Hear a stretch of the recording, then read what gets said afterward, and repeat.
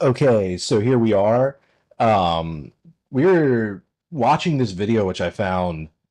Game Grumps did a cosplay of Yugi's hair as their 10-minute power hour, which is pretty funny because it is pretty stupid. So I searched something trying to find, uh, why did he choose?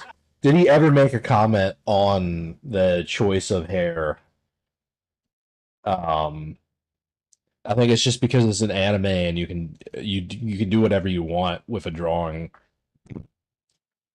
It looks kind of cool, but yeah, it would never exist in real life. Like what the fuck even is that? Yeah, it is a point. Makes like no sense. You'd have to have like colors and like be doing your hair up like that. It would require ridiculous amounts of whatever the fuck that is. It is such a strange choice, really. Anyways, this is supposed to be Kazuki Takahashi's home, which he didn't really give many interviews. They have forwards in most manga, which I was considering maybe I should make a series and like talk about why is it that Yu-Gi-Oh is like so important to some people. Like why does it resonate so much with some people but not others? And for me personally, the reason why it resonates is because I read the manga and I read the notes from the creator. And then, like, I would meet people in real life who had the cards. Cards were released sequentially. It targeted children in my age range specifically, right? So the card game literally came out, I think, in 99 or 90. I think it was like 99. So, uh, yeah, just perfectly hit it. I have a chat rate of 1 on OBS, but then it doesn't display a chat message. So if you're messaging me, I don't know what to say to you other than you are not being delivered. Um, yeah, so sorry if I am ignoring you. You are not appearing. Um, and yeah, it resonates because I was in the target demographic. It taught me a lot of words. It expanded my vocabulary. It got me interacting with people who were outside of my age group, right? And then when you read the actual season zero manga and you read the actual book, it is completely unlike what you see in the show that was broadcasted in the United States, right? It's about a kid that finds a Millennium item. Obviously, it explains the backstory of why he has the Millennium Puzzle and all this stuff, and has more an emphasis on like friendship, like virtue, Socratic virtues, right? Aristotelian virtues, these kind of concepts. It's like being virtuous, and then also, the transference of the transformation of self through time. The younger version of Yugi versus the older version of himself. Both of these people existing within the same individual ultimately reflects the nature of human life, right? So here was, you know, the young person, and then here's the old person, and this person, is like without a place and lacks confidence. This person has confidence, has place, and like always wins. You know, that's basically the narrative story. And then throughout this, like this character becomes more like this character, and then they basically become the same character, and then that's the conclusion of the series. And this character is actually a 2,000-year-old pharaoh that just lives inside of that necklace thing and then can sometimes take over control of his consciousness. So yeah, it's like magical. realism. It's not real. It's kind of garbage. Like, why don't they have guns? Huge argument I hear, and I understand that. And there are guns in the Japanese version, especially in season 0, which they censored even for the Japanese anime. Like, the manga is even more.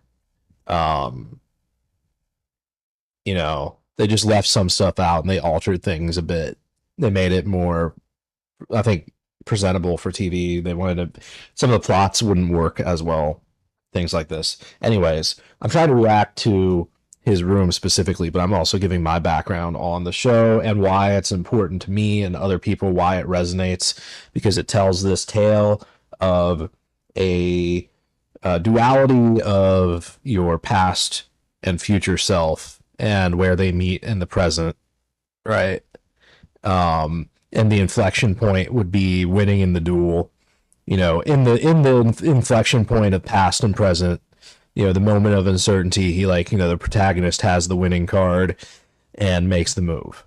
That's like what is appealing about it, right? And you see all these cards, they're very flashy. It's kind of like having cash.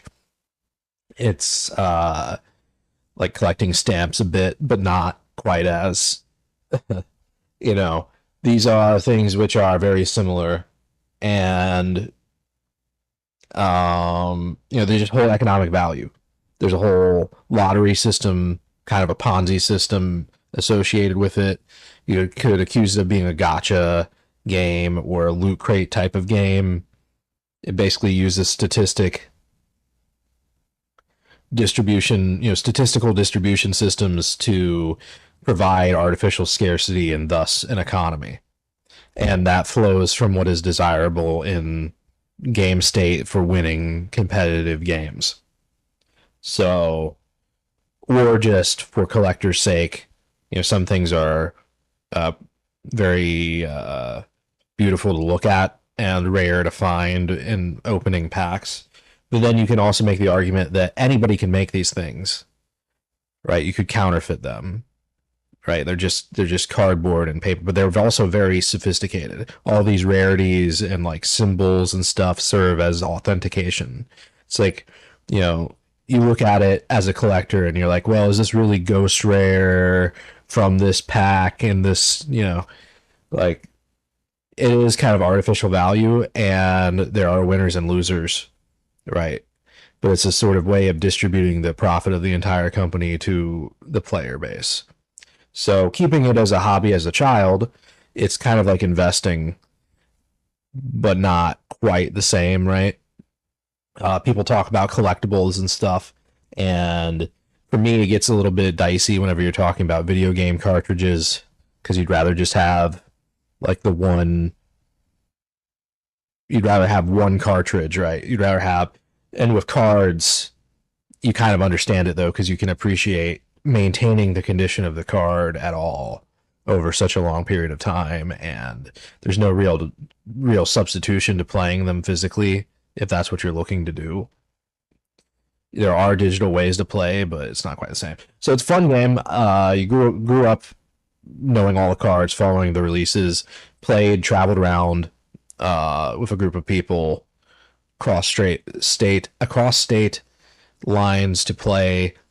When I was a young teenager, and large tournaments, very fun. Gets very expensive, goes on forever. I can't believe that he died, and I want to react to what he says here. It's very sketchy because he allegedly died in the custody of U.S. So he was trying to save a U.S. military personnel's child that was drowning, and then he himself drowned. That's what they allege happened. And that doesn't make much sense. That doesn't really, like, okay, I guess it does. But at the same time, without seeing some sort of video, he was a very private person who didn't really give many interviews. At least not in the way that you might think one would with a franchise this popular. And being this prolific of a creator, almost makes you wonder about like how their production process is with Konami and the series. Like how many, like at what point did he kind of surrender creative control of the game? I think we kind of know around where that was, which was like after like GX 5Ds and other like whatever else. よろしくお願いします。早速ですけど、こちらのワンちゃんは、うちの愛犬の太郎くんです。よろしくお願い。ちょっとこの頭巾とか見覚えがある。これ芝選手太郎っていうカードのにもなりましたね。そうです。こちらが遊戯王のグッズが展示されてるとこですね。Which is crazy to me. You'd think he might have more, and also the card choices are crazy. So let's zoom in. That's Jar of Greed. Pretty sure that's Jar of Greed. Or is that not Jar of Greed? I can't really tell at this. Look, I know that's Rising Energy. That's an ultimate rare Rising Energy. He has what's that one called? I'm pretty sure that's Dark Mirror Force. That looks like Jar of Greed, but I can't really tell. I don't know why it would be Jar of Greed. I think this is a set, maybe. That's Horn of Heaven, though, which wouldn't really, like, fit. That's DD Designator. Soul Release. That's Penalty Game, Ultimate Rare. I have an Ultimate Rare Penalty Game. I have an Ultimate Rare Rising Energy. I think I might have two. It's not even a very good card. It just looks kind of cool. I have, like, I think 5 Ultra Horn of Heavens and maybe, like, a few more that came out of one of those collection series. I have like MRD, Metal Raiders, Horn of Heavens. You use them with scapegoats. I have a deck that I want to build with that. I was playing that whenever I quit last. I had like all these different scapegoat builds, and one of the things I was messing around with was Horn of Heaven scapegoat. But Horn of Heaven and Black Horn of Heaven, they miss their timing a lot. That's the most unfortunate thing about them. I would assume that's Exodia in the center over here. You would think this would be done in higher quality. Maybe they'll get a better shot, but I'm doubting it.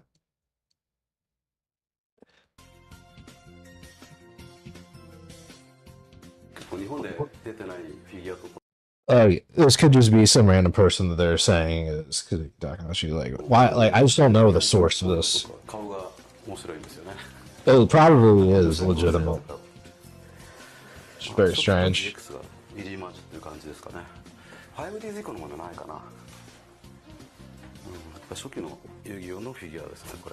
Is there anything after 5Ds? That's exactly what I just said too, right? Remember whenever I said after 5Ds is probably when he surrendered creative control, more or less. Oh, GX 5Ds was kind of the transitional phase where he probably like took less. He like was recruiting people to drive the series more or less, you know. I didn't really pay attention to all the extra. Like, there's like what Arc 5, Zexel, oh man, there's so many other ones. I don't even know them all. I was watching when I was taking that trip around the East Coast. I was watching, and all these different hotels and places have different free video series, like free video hosting streaming platforms on their TVs. And one of them had Yu-Gi-Oh, like one of these new Yu-Gi-Oh series playing. It was kind of like a kids WB sort of vibe. And they were just like marathoning like 4 episodes of Yu-Gi-Oh at a time, and I was kind of surprised, so I watched that. And it was strange but interesting. It's the kind of thing that if I had like a gym room and I had a bunch of different monitors, like I'd maybe like leave it on muted or in like a random extra room, low volume, and then I would walk by occasionally or glance over every couple minutes just to see what's happening, you know? And then I'd have a rough idea of what happens throughout the series. There's a ton of episodes of a lot of filler you don't really need to watch. You just go like, oh, that guy's playing that card. Like, that's kind of cool, I guess. Why are they in this interesting area? I don't know. You don't need to understand it, you know? That's the kind of series that I see those things as. One day, I might do like a rough pass at them just to see what they're about. Doing it exactly like that. Like if I have a gym, you know, and you have like a wall of TVs kind of situation going on, make one of them Yu-Gi-Oh! And then barely watch it. Just to see what they're doing. いろいろ送られてくるんですけどね。こんなもん出てたのみたいなのも結構送られてくるので、知らないものが多いですね。そうですね。嬉しいもんですよね。こういう自分のデザインしたものっていうか、本当たくさんフィギュアとか出てますけど、やっぱ最近のやつも出来がいいんでね。I remember that figure. I remember thinking that was one of the coolest things. I really wanted that figure. It was very difficult to come by, and I couldn't rationalize the eBay prices. I always thought like the eBay prices were too much, and they didn't sell it locally. They did sell them at like Toys R Us and places like that, but they didn't like actually ever have them in stock. I remember like looking at Toys R Us to try to find this at like retail price, and then being like, I can't. I'm not paying the eBay markup. Whatever it was, like a new product.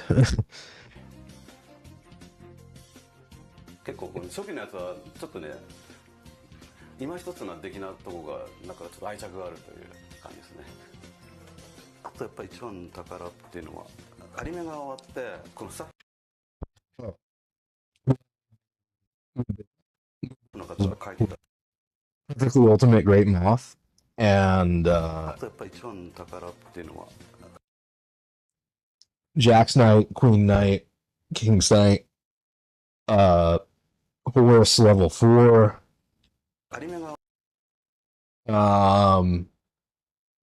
Looks like Katana Soldier and Sanjaryu, or whatever the name of that 1400 warrior is that was a world championship card. And then definitely Sanjaryu to the left of it. And if you look this up, you'd see exactly how correct I am. Mystical Elf is what I'm thinking that might be. Is that right? I don't know why Mystical Elf would be there. Jack Knight. Yeah, blue eyes in the corner there. It might be a relinquished and a raw. Raw obelisk lifer. Vexels down there.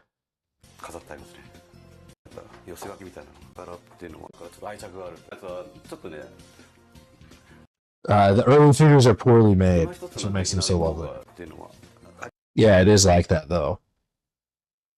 It's kind of what's so nice about them is they're so janky.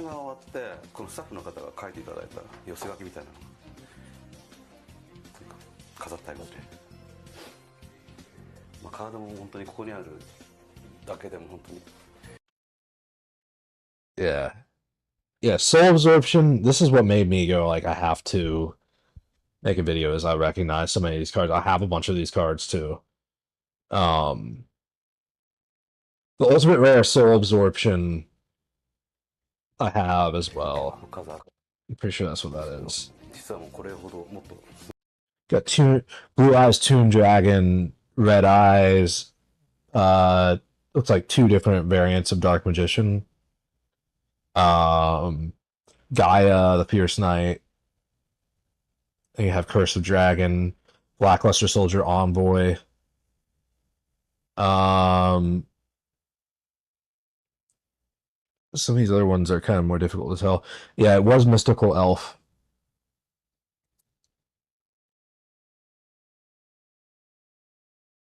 Of course, it's Exodia arranged like that. Buster Blader up in the top right.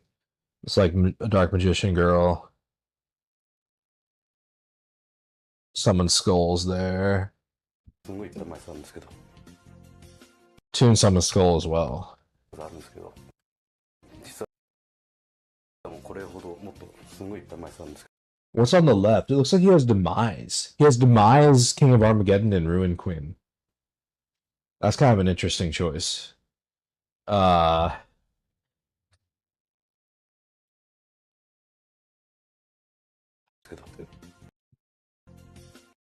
そうですね、これ初期のやつですね。本当に遊戯王カード最初の頃のシリーズですね。やっぱりエクソティアとかが。Serpent Knight, Dragon, Celtic Guardian, um, Red Archery Girl, what's Trihorn Dragon? Right of Trihorn Dragon. Is that Visor Shock? I think that's Visor Shock, bro. Visor Shock is such an obscure card. He has got Vorse Raider top left. Visor Shock is like really. I think that comes in Structure Deck Merrick though. But that's what it is. You see that right there? 1, 2, 3, 4, 5, 6. And then look at it one more time. Da, da, da, da, da, da, da. It's absolutely Visor Shock.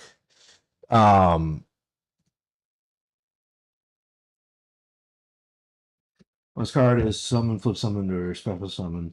That card's on field. Uh, that's kind of actually not that bad in today's version of the game either. It would like be a like so. Say you had like a level 5 XYZ and you special summon level 5s and stuff like that. You start out your turn like you bring out one of your fodder monsters. You use your normal summon for Visor Shock. Get rid of every set card on the field, and then you special summon your other thing and go into your XYZ play. That actually sounds like it would be tournament competitive, and I might have a Visor Shock laying around from back when. Yeah, Visor Shock is actually sleeper OP.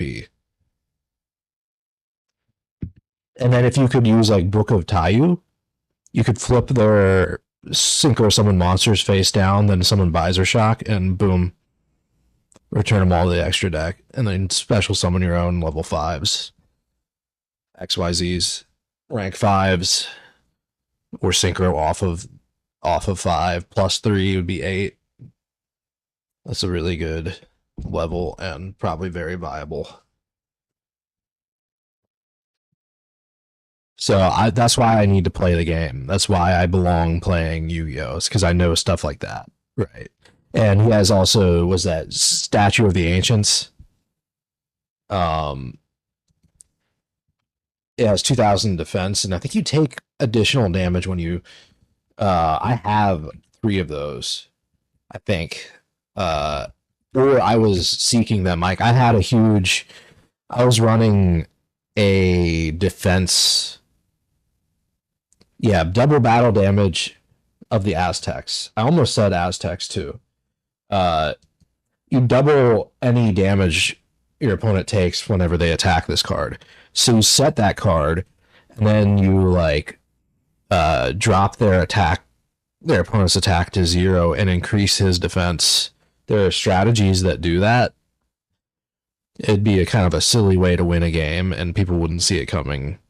But if you dedicated your deck to doing it, you could accomplish it relatively effectively, consistently, right? And if you know when, like, who you would be able to, what you do is you, like, have these multiple different win strategies that are kind of niche. And then if you're, like, playing somebody casually and you think that one of them would work well, you break it out and then play it. If that's the kind of environment you're in, like, these days, people probably, like, as an adult, people probably don't play anything outside of, like, competitive tournament organized. It's very difficult to just walk around and play games with random people. But then again, it's not really. If you go to a card shop, who's going to take the time? I might, because I actually have it. Pretty sure Unity also works.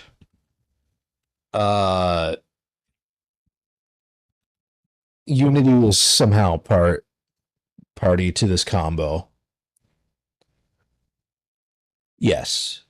Uh, select the way it works is you select one monster on the field, and its defense becomes equal to the defense of all monsters combined on the field until the end of the turn on your side of the field.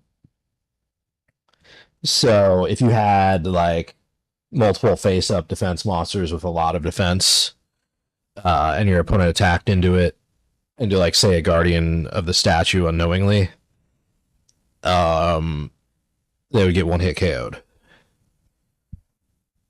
Designate or Judgment of the Pharaoh, Designation of the Pharaoh, also very interesting.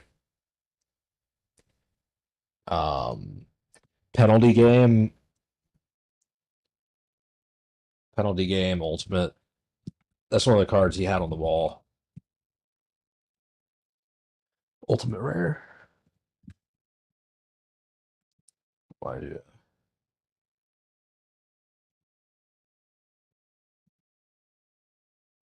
That was the basis of the manga, basically, right? So, the pharaoh spew it inside of this Japanese kid's necklace that was taken from an Egyptian tomb. Like finds people doing villainous or malicious things in real life. They're like beating people up for money or stealing people's stuff or like robbing people at gunpoint. And then he comes through and like challenges them to a game. And then all of a sudden everything is like in the shadow realm where he can like control reality or whatever else. It's not very cleanly defined. And then he'll do things to like destroy their mind. And maybe even like kill them or hurt them. So yeah. Let's go back to actually reacting to the video at hand. Yeah, that's Blaster Magician in the upper left hand corner and Dark Magician of Chaos.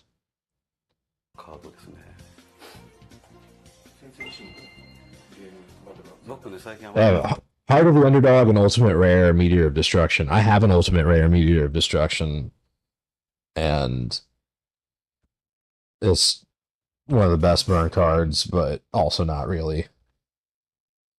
It's one of like it's the perfect underwhelming burn card that demonstrates why burn in Yu-Gi-Oh generally does not work out very well.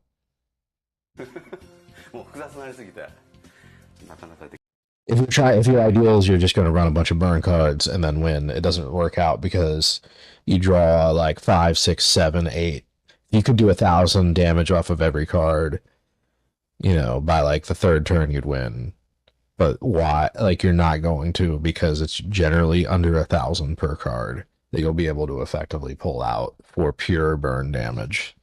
You're going to involve some sort of attack in most strategies. これはなんかゲームボーイのシリーズでなんかミリオン達成したのかな。それも記念にいただいたんですけど、コナミさんからいただいたんですけど。これ千年パズル。And that series of games is like I played these. I have this one in Japanese. I actually have this Game Boy cartridge, like here. I purchased it last summer for like $5 or $10, maybe $15. I played this one on release. This is like the first Game Boy Advance Yu-Gi-Oh game. And then this one, I'm not quite sure what it is, but I also played, and I think it might be the first version of this one, but in Japanese, because the cartridges look substantially different. And we only got the first version in the United States. So, like, I played these two, I think, and have this one literally in Japanese. I played the American version of these two, but I haven't really played it. I might do that someday. I might not, but I have it. I think it's cool. I also have Reshef of Destruction in Japanese, which was a very, very challenging game. It was interesting. It's the kind of thing that over a long time horizon I might spend, you know, a couple of weeks. Like if I were traveling maybe and I had like 10 or 20 minutes I wanted to spend in an interesting and novel way, break out Japanese Reshef of Destruction somewhere down the line. I haven't messed with it for months now. It was, not that expensive of a hobby to pursue. And I played Reshef of Destruction and Stairway to the Destined Duel. That was really my like favorite. This is the best game as far as that genre of Yu-Gi-Oh game. Or is that, or maybe the Sacred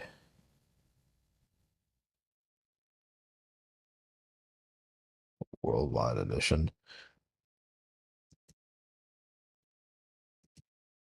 Why is it like I'm not the results that I'm searching on the other screen do not resonate with what I anticipated? My apologies here. And for people asking about Seijaru earlier, there were none, but what? It appeared in my feed. Here, let's just Bing on live here. Um, it just appeared in the feed. This is not what I was expecting to find. Worldwide Edition, Stairway to the Destined Duel. Of Destruction. These games did not follow the traditional Yu-Gi-Oh format. They're kind of like the original Game Boy Color games, even though they came out significantly later. They're also kind of like Forbidden Memories. So they follow a sort of inverted logic. But it's more, or am I wrong about that? Maybe they don't. I think they just play like originals, but they kind of look like that version. They have typologies. See, it shows fire, but I mean, in the game, they also have typing in the real game. I just remember it being very complicated, and you have access to the god cards, and they have like anime effects for the most part.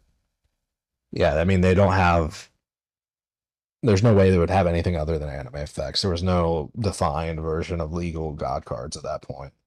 And this is the card that's based off of. This is the actual Reshef of Destruction. It allows you to take control of your opponent's monsters, I believe. Let me read it. You discard a card and take control of the monster.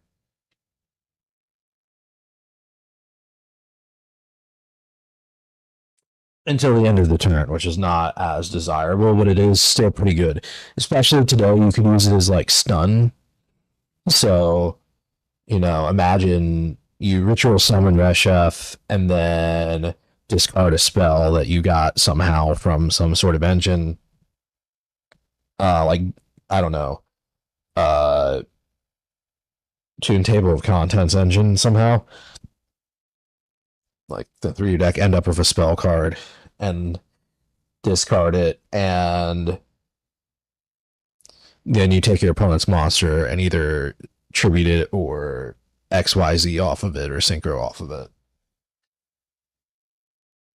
It has a hard once per turn, so that does substantially limit its value there.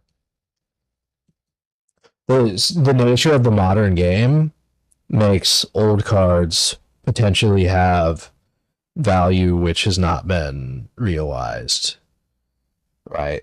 Because you can, like, the idea of like tribute summoning a high level monster that has bad statting but like a pretty good effect, like knowing that you can XYZ and synchro easily, it's no longer such a deal breaker on the card. Like ritual summoning and stuff is a lot easier. So is fusion summoning, polymerization. Anyways, let me look at Yu-Gi-Oh game releases GBA. List of Yu-Gi-Oh video games. Dawn of Destiny. Nightmare Troubadour was a huge um Nightmare Troubadour is a big deal. Seven Trials was nice. Destiny Board Traveler. I thought that Destiny Board Traveler was substantially like later in life than it was. Stairway to the Destined Duel.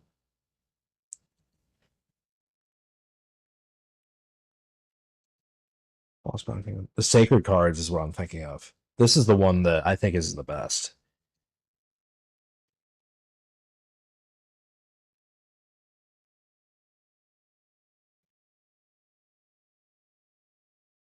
At least this one left the best impression on me.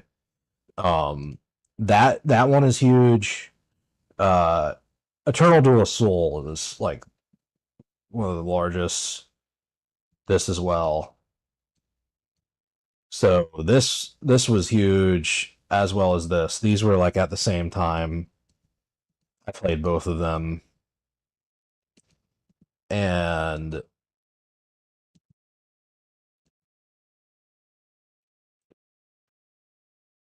Rush Chef was really great.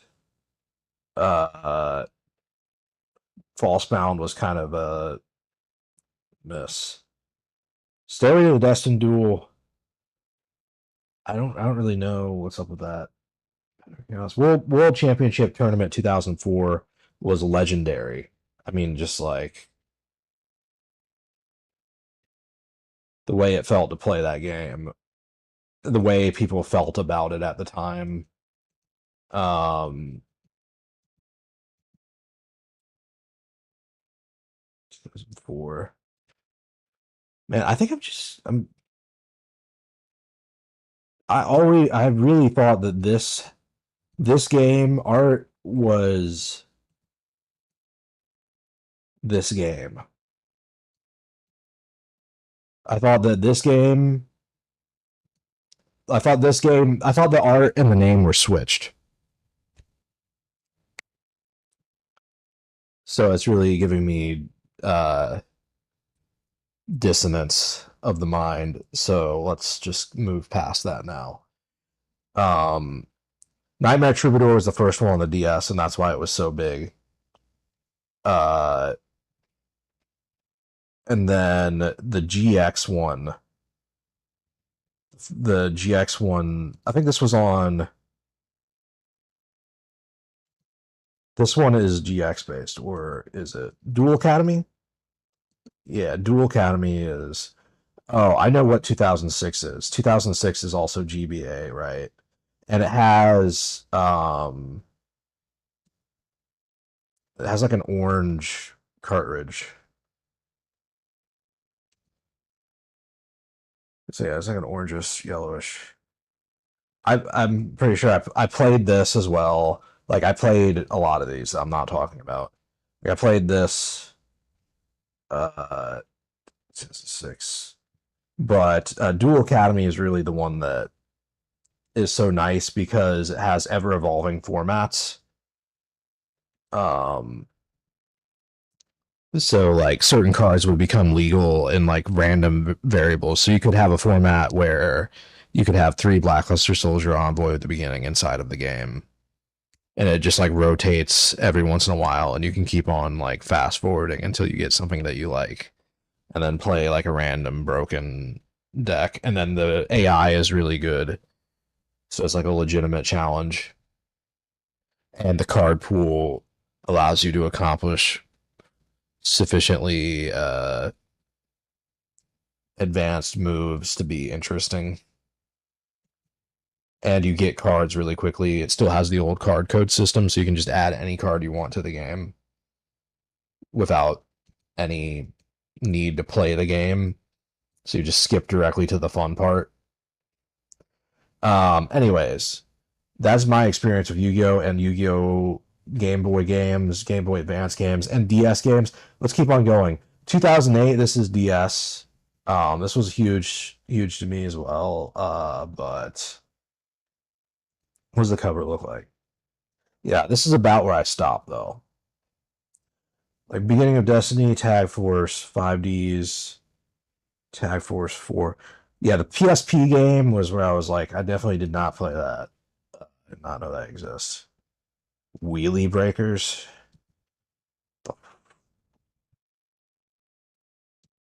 Is this like some game where you control a car? Maybe give you. If you were ever in potion on me, to be honest, I'm not an expert about all these freaking Wow, dude, that's crazy. I never knew this existed. cards. You can cycle your cards by pressing L1 and R1. You can set up to 3 cards. Basically, you want to set your trap card. So I already set a damage polarizer and a Sakuretsu armor. Traps activate automatically in this game. I have a Junk Warrior, which I can go ahead and summon. Let me do that. All right, every time you summon, it brings a animation, and it makes you like, it makes me so freaking nervous, like that I'm gonna crash.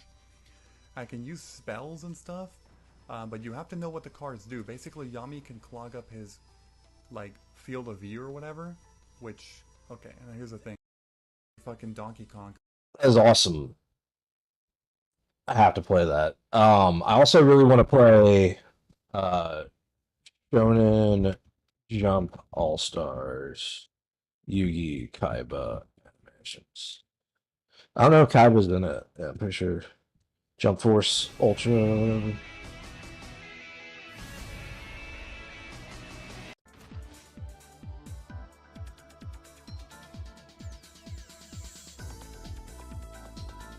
Whatever.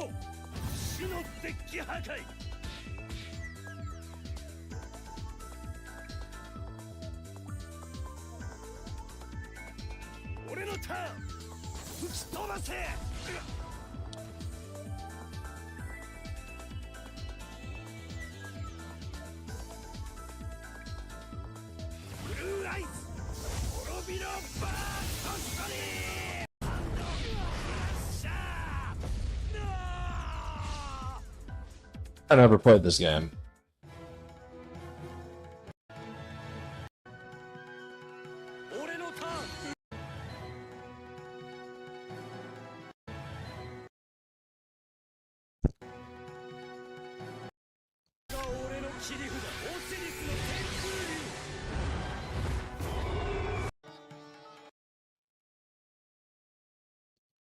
Alright, now I actually want to see like a fight.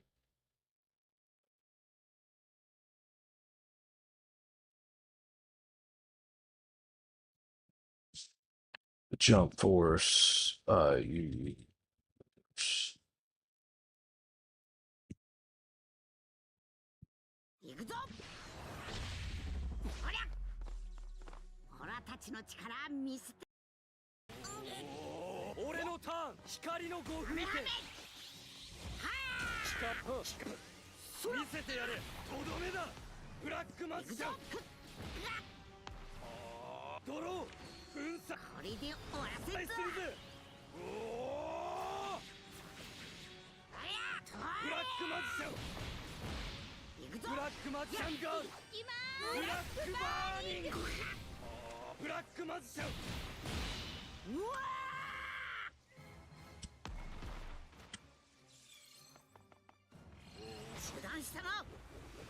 So I never played this game.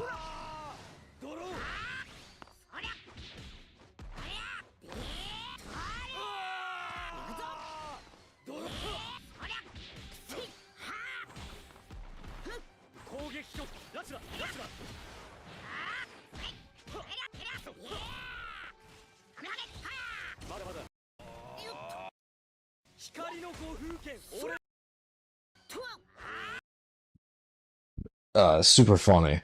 Okay, let's continue on here. Let's finish talking about this and return to the video. Wheelie Breakers, that's insane. Gotta remember to look at that as well later on. And then I kind of didn't really look at much. So the last I was aware of this, like the PlayStation portable games, but I didn't really play them. I don't think I played 2009. Yeah, that's the first year where I was just like, I'm not gonna buy the game. Uh, this is the last one that I played. Um,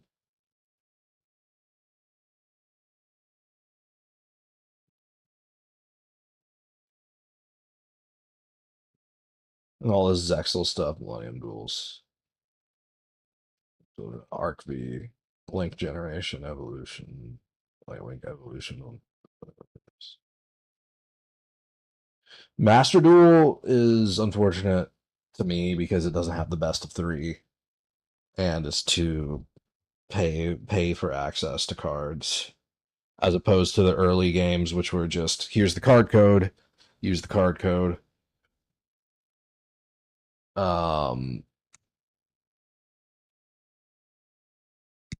yeah.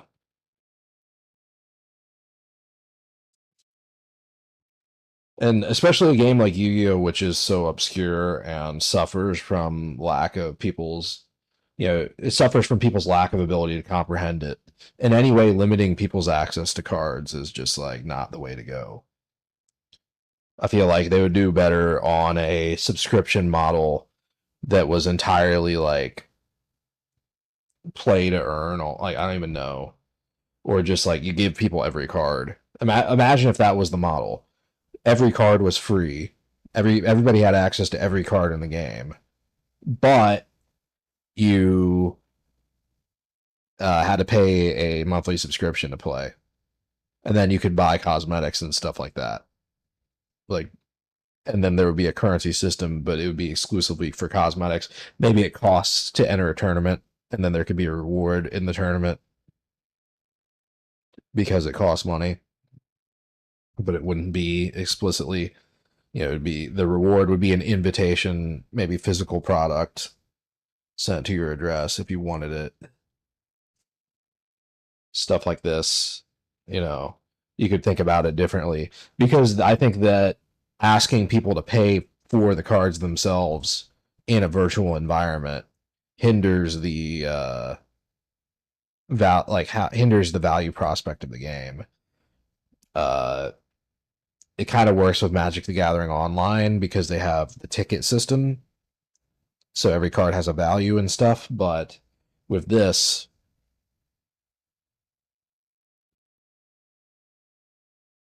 there's no way to sell your cards. There's no market for your cards on Master Duel. You can't trade them. There's no transactional. You could bot an account and then sell that account, but that's kind of skeevy and it ruins the experience for other people. Yeah, so I would favor a Yu-Gi-Oh game where uh you had to enter card codes. You could enter card codes. You just like copy card codes and it'd be as easy as like, copy paste a few things. I don't know what, or like just give them to people outright. I don't know, or have an in-game way of earning cards where it was just like you never ever play a match without getting cards afterwards.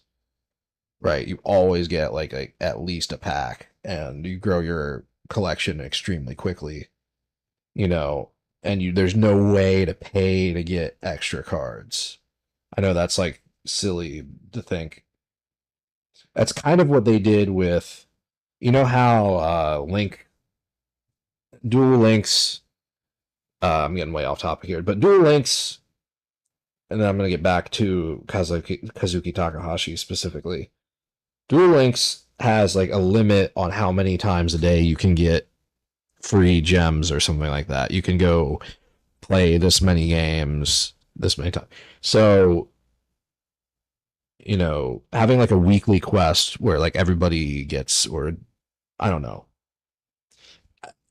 I think just having every card available at release is kind of like that's what Yu-Gi-Oh! Virtual Duelist, like YVD, Dev Pro, or Dueling Book allow. I guess that's why they are there. Go play those if that's what you want. But why doesn't Konami have like its own official offering of that? Because they want the cards to be scarce. But then that also makes it such that they're hurting the state of their own game and their own product and the capacity to onboard people.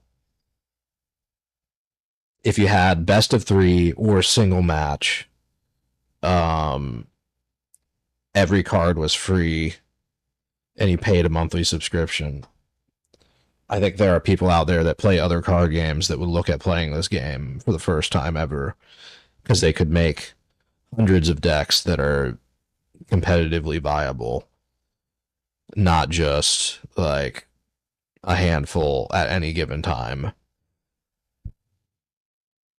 Anyways, it's one thing to learn this very complicated game, and it's a whole other thing to be expected to pay a ton of money to do it when you weren't like an original player and you don't have any buy-in on information yet. You don't know how it works.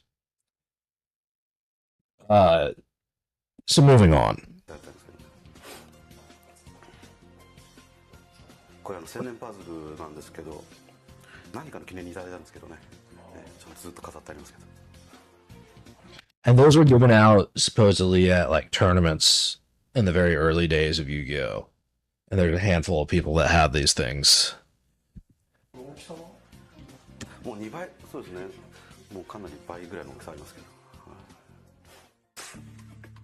こちらはですね、遊び場ですね。遊戯関係結構スタッフが多いんで、ここに来てもらって結構みんなで遊んだりします。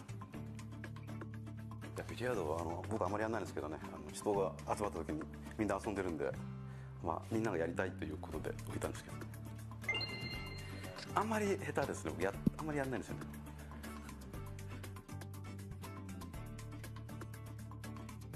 これは映画関係のサイドショーとかのフィギュア、結構気に入ったフィギュアですね。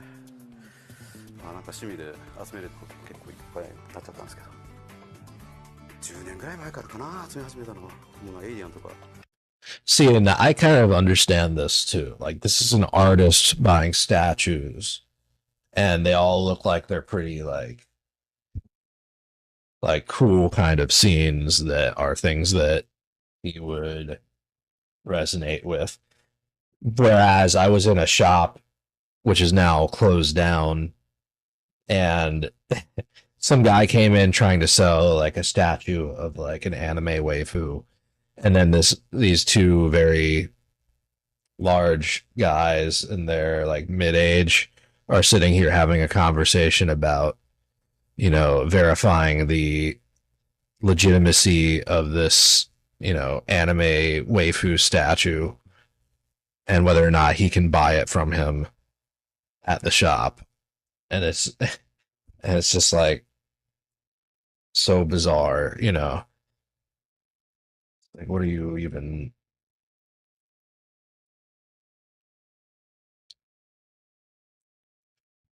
スター・ウォーズとか、そういう関係多いんですけど、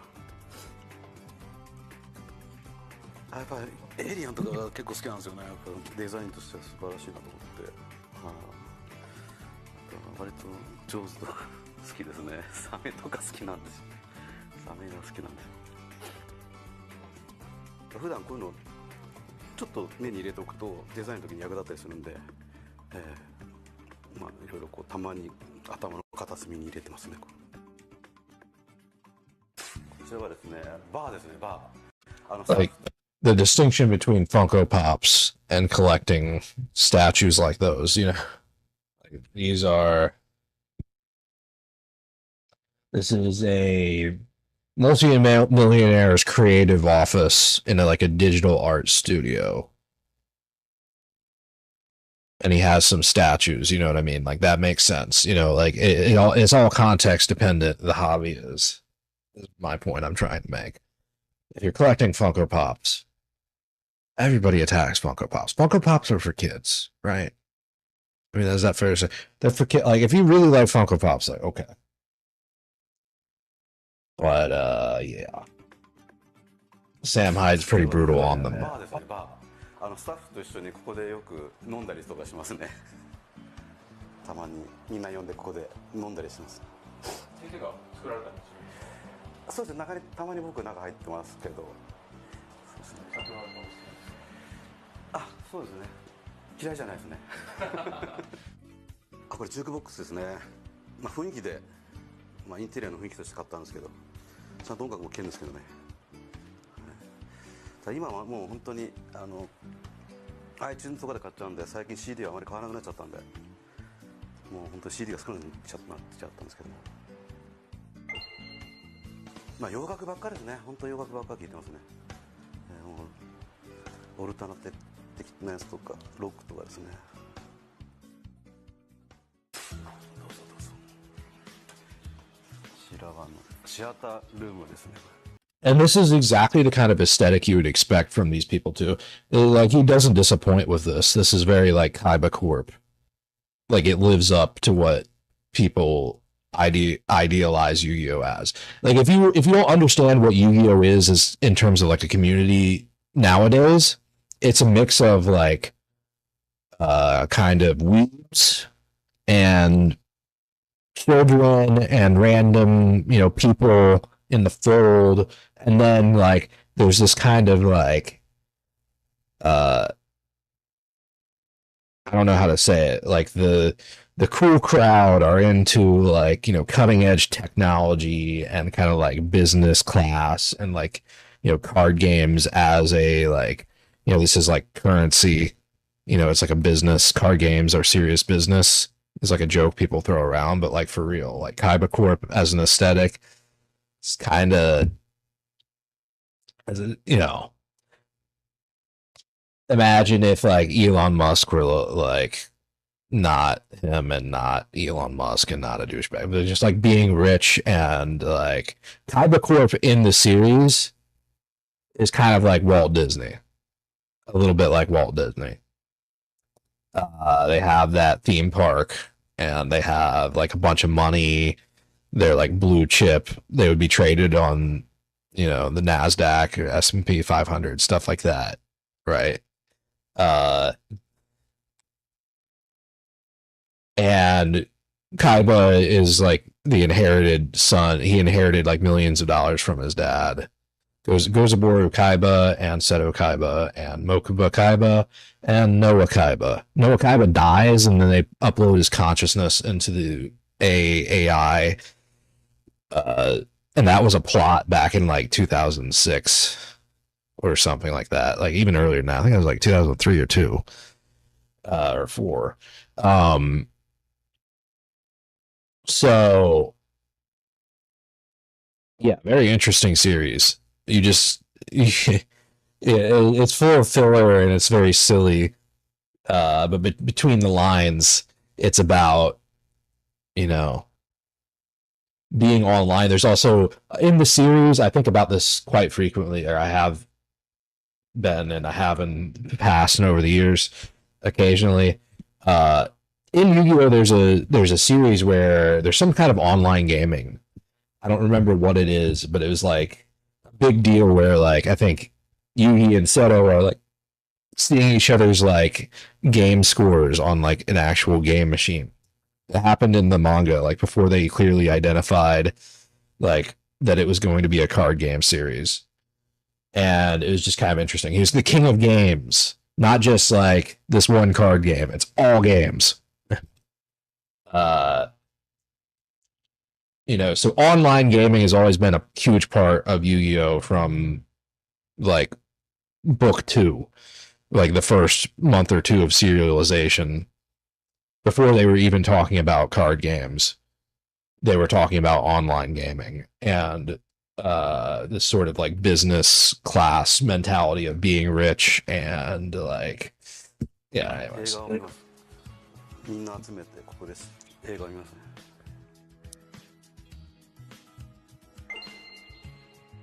何本ちょっと数えたことないんですけどね。5000くらいかな。これジョーズですね。ジョーズが一番僕は映画で一番好きなんで。ブルーアイズホワイトドラゴンってデザインが結構工場ザメっぽいんですよね。そういうところの影響を受けてる可能性ありますね。こちらが作業場になりますね。こちらにあるのはこちらはここはですね、鳥山先生と沢井先生のサインが飾ってあります。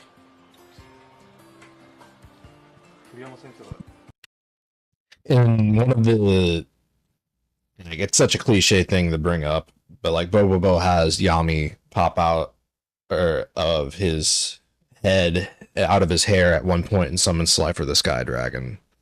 Bobobo is like a comedic action anime, kind of like Dragon Ball Z, almost mocking it in some ways. And it's this like dude with a afro.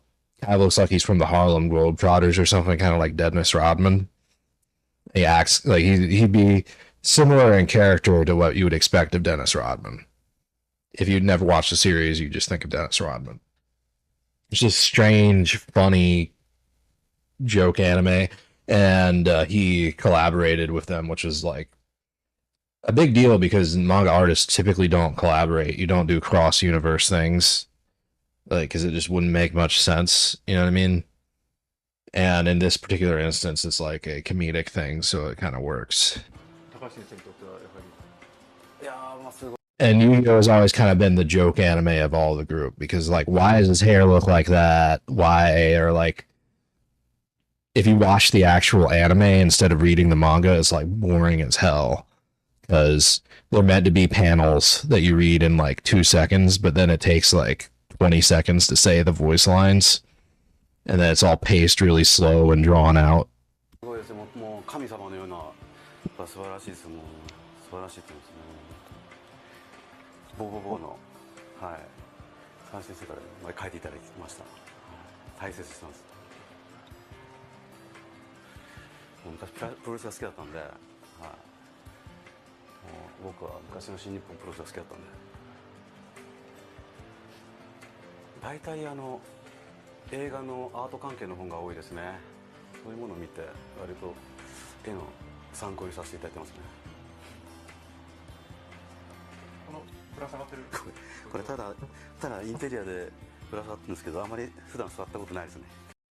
It's the kind of hipsterish stuff that you'd find in a place like this. Like, you see these things sometimes, like I see them sometimes in videos, and very rarely, if ever, in person. And yeah, that's what I think too. Is like completely decoration that would be ludicrously impractical to actually use on a ongoing basis.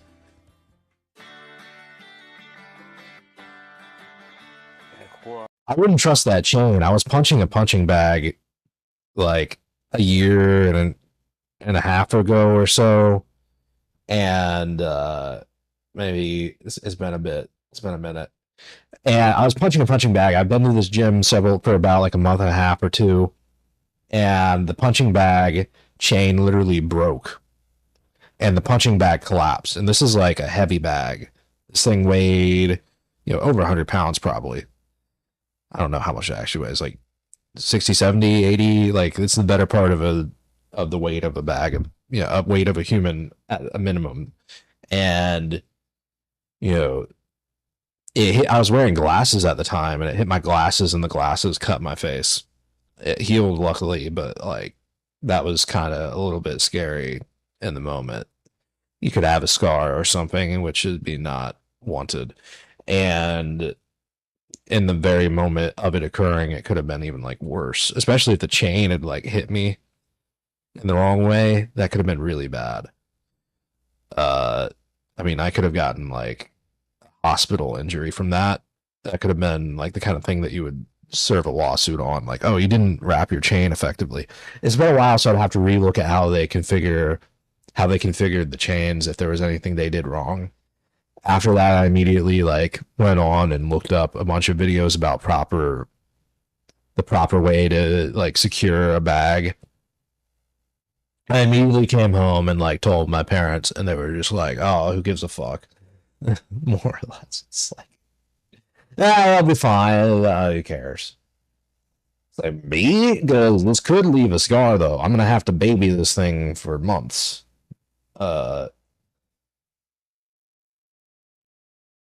And that's what I did. And it worked.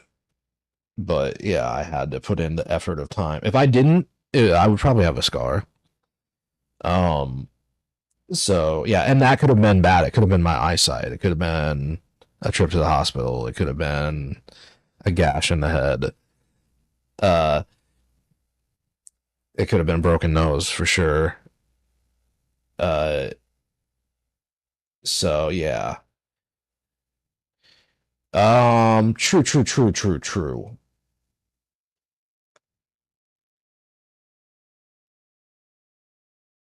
I would just react extremely if something like that happened to somebody in my vicinity. Um,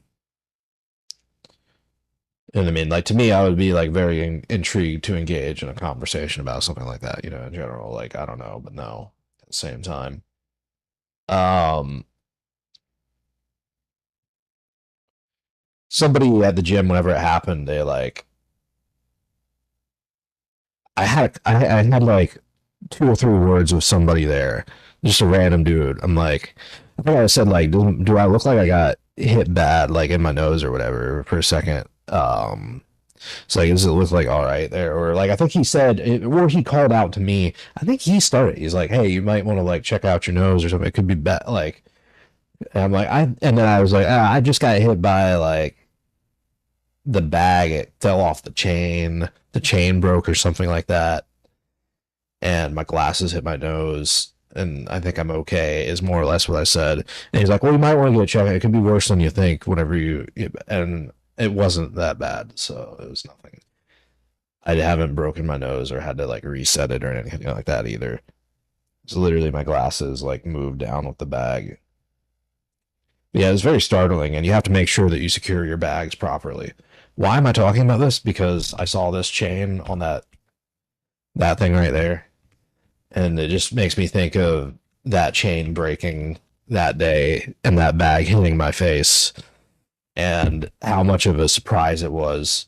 You know, we're like, there's like 6 or 7 bags in the room. So I'm like hitting like all 6 or 7 bags for like 5 or 10 minutes. I'm like really heavy into this, you know, and then all of a sudden one of them just like snaps and like all of a sudden you're bleeding from, you know, not like, I wasn't like bleeding like considerably, but like there was blood drawn, you know, like my skin was cut on my nose. Kind of skinned my nose with my glasses. The bag forced the glasses down into my like nose and then dragged them down across my nose, kind of like skinned it. Slash cut. It's kind of fucked. I'm glad that I'm over that now. And makes me always remember to secure my bags and anything else I hang properly, because I know the repercussions of something falling is generally not good. And you're not going to expect it. And if you have a place of business and you like have a gym, that's another thing. I've been to multiple gyms now and I've seen their like bag setups, and very few of them have taken into account all considerations they should. A lot of them have a problem with stabilizing the stand. They don't know or don't want to drill it into the floor. They don't actually punch a bag. They just want to have it on offer. And they want to be like, yeah, we have like a punching bag. We have like a, you know, we got a, well, why wouldn't you want to use our gym? And then it's like you go over and you punch or kick it, and then the entire stand just like comes off the floor with the bag as it rocks. And like, you know what I mean? And you have to like watch how hard you hit it. So most people don't actually hit a bag hard. They don't ever put on gloves or, you know, kick in any capacity. They go up and they do like very light tapping and stuff, and then they like walk away, and then they never you know, think to secure it properly in a lot of these establishments. And it's crazy that it would be that way, because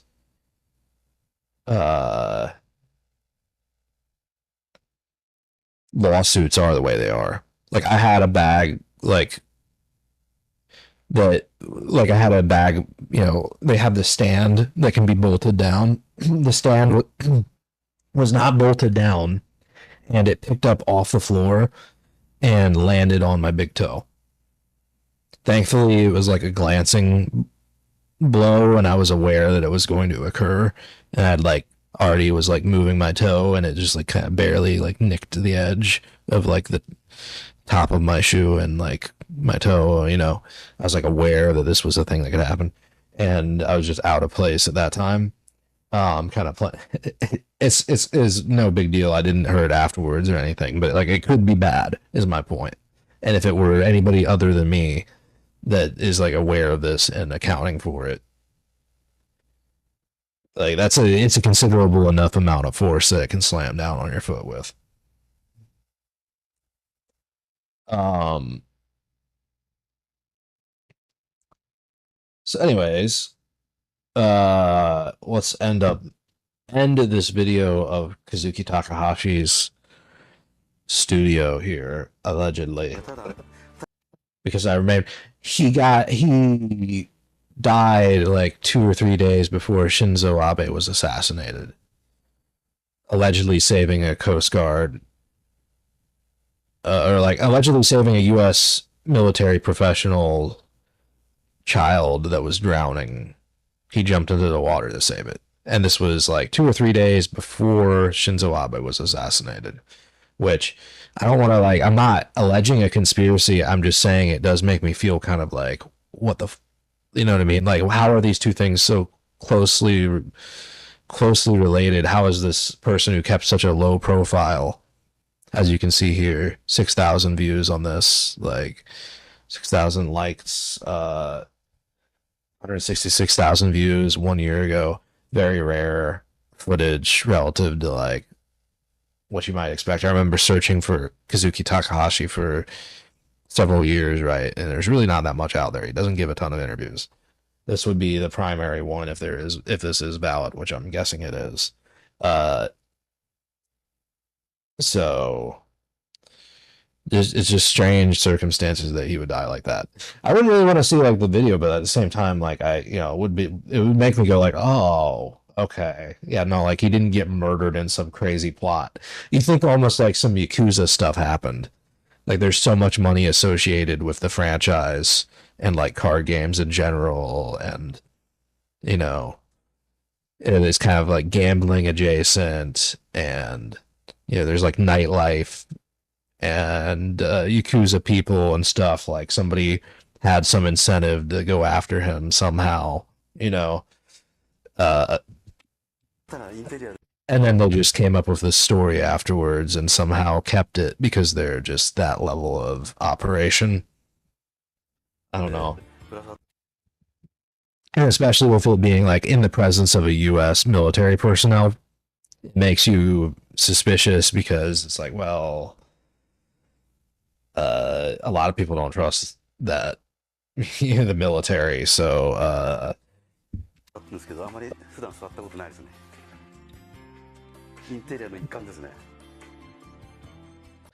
if you remember Hanafuda cards, they were outlawed because they didn't want people wasting their money and their time playing cards and gambling on cards. So the idea that a government would be against somebody that created a series where people would gamble on cards, like, is probably nothing, but you could understand where that could emerge as a possibility.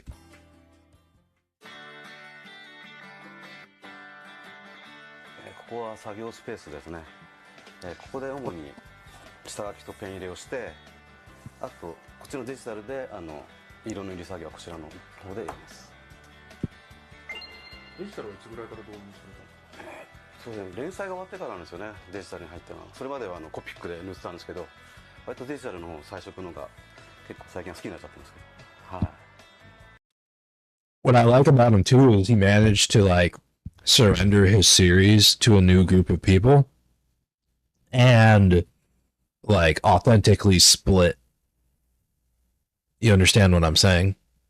Like the new product is good, and he like stayed around and like continued to engage with it without necessarily like controlling it. 原稿用紙は市販されているものですね。原稿用紙を使って、もう下書きは普通のシャーペンで、ペン入れは主に G ペンを使ってますね。はい。あんまりこだわりはないんですよね。そんなこだわりはなくてもこれ昔から使ってるってわけじゃなくて新しく買ってきたやつなんですけど、まあ、意外と何でも手に馴染んできちゃうんでその時あるものを使えばいいって感じですね。はい、あ、これは読み切り用のネームですね。最近書いたこうやってネームって結構こうやって割と今回時間があったんで結構割とじっくり書いちゃってますね。こんな感じで。So it's like, what makes Yu-Gi-Oh so cool? It's really Kazuki Takahashi. It's this guy himself. Like, you can see this guy's studio right here. If you have any questions about like why people like it, I think this video, although I've rambled in it, you could segment out some of the things I said and condense it, and you would have a pretty coherent explanation on why people like the series of Yu-Gi-Oh. You know, I got a lot off topic talking about all of the different games, and talking about the miscellaneous cards that I was seeing on the wall. But yes, this is a pretty good explanation of why people like this series. It's Kazuki Takahashi himself. He's a really cool artist. Just go pick up book 1 of the original series of Yu-Gi-Oh. Just like book 1 of the manga, like skim through it, maybe like the first 3 if you're gonna actually give it any attention. You can probably find it online for free somewhere as a PDF or something. I know that there some legitimate source, I think like Google Play Books, you can get the first chapter for free. And yeah, it's a really good series in its own right, but it's one of those ones that's kind of, think of a soap opera. You know how soap operas go on and on and on forever? That's basically what this is. It's a huge, never-ending story of cards that work in this certain set of rules. Everything builds on itself in some sense as far as the card pool is concerned. So there's like tens of thousands of cards, and a lot of them are very intentionally strange. And there are probably lots of random Japanese guest artists that make series of cards, would be my guess, that they like bring on. And there's this huge background to all these cards creation that you just don't see. And it would be very interesting to have a greater insight into that stuff, which maybe there's Japanese content out there like this that provides that. And I would be interested to see more of it. Yeah, so basically, as I said before, you have season 0 where it's not even about cards, it's about establishing this Egyptology and this pharaoh that's possessing this child. It's kind of occultish. It surrounds the millennium concept of the turn of the millennium. It was popularized at the end of the 90s, going into 2000. At a certain point, he took a step back from the series after it became about cards, and he helped produce 2 series. He became less involved in the production, but is still around. As I understand it, he still pays attention to everything and probably has some level of creative input without being the main animator and designer. And that's about the time that I kind of took a step back from the game as well. But then coming back, the game is still very good and very much worth it, and rewards your knowledge from when you played it previously.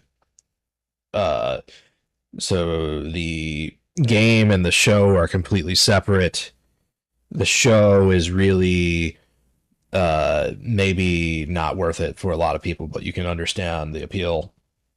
Very cool, suave corporate business aesthetic in the Kaiba Corp element of things. targeted millennials, and the cards are very appealing because they have economic value, and it's just fun to have them. You walk around with uh, a complicated game that you and your friends know that has this weird market value. It's like it encourages saving, is how I look at it. It forces people to look at their economic. I remember trading somebody a set of cards for. I don't remember which order it went, but basically, I had 6 samurais, and he wanted to play 6 samurais.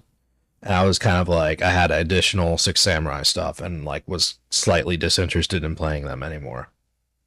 He really wanted them. I traded him my stuff, either for money or for cards. And then he kind of got tired of playing them, traded back again. And again, at my favor, like both times. And then he like got tired of like whatever he was doing, and then decided like pay me money instead or trade me cards disfavorably to once again to get 6 samurai. So it's like he gave me like his value like 2 times over. Like the cards like shuffled hands. It was just silly. I was like, at the end of it, I felt like I was like stealing, and the guy was just like making every wrong move himself. And I remember being in kind of like meeting room at a hotel where we would play games when it was happening, and other people were there, and they were like witnessing this and like agreeing with me in real time. And I was even saying like, I'll trade you, but this is kind of like a bad deal. Like, why are you seriously want to trade me again? Like, deadpan, yes. I don't know. Anyways, that's what's fun about Yu-Gi-Oh. The group context of playing cards and the random people that you'll meet. But you have to have a good group to go with and like know that you are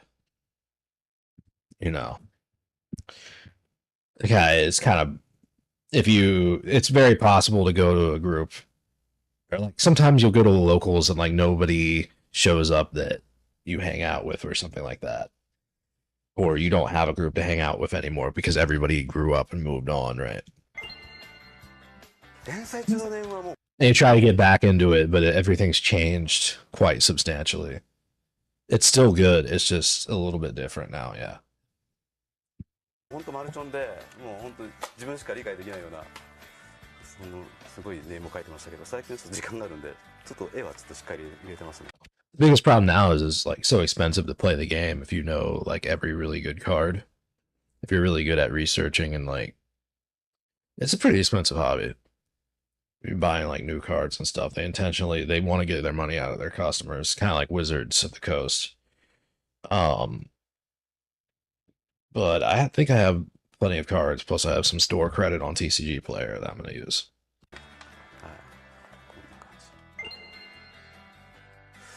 そうですね。まあ大体めくって新しいそういうまた情報があるみたいな。やっぱ次のページをめくりたくなるように作っていくっていうのが大事なのかなと思いますけど。一番好きな。僕ね、何回って一番楽しいのって下書きをしてペンを入れて、でそれ後で消しゴムかける瞬間っていうかな、ペンの線だけ残るのが楽しいんですよね。消しゴムかける作業が好きですね。意外とそういうの好きなんですよ。はい。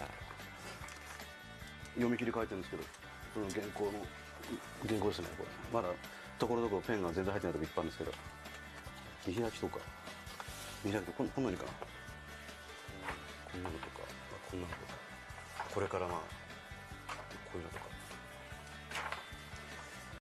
So you see these huge like the basic premise of the show is as I've already touched on the whole Millennium, Pharaoh spirit, yada yada yada. It's kind of crazy plot.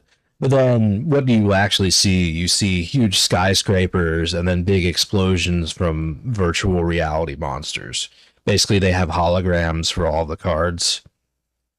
That's the premise. Kaiba Corporation, Seto Kaiba, makes a hologram machine that displays all the monsters, and you see these huge holograms fighting.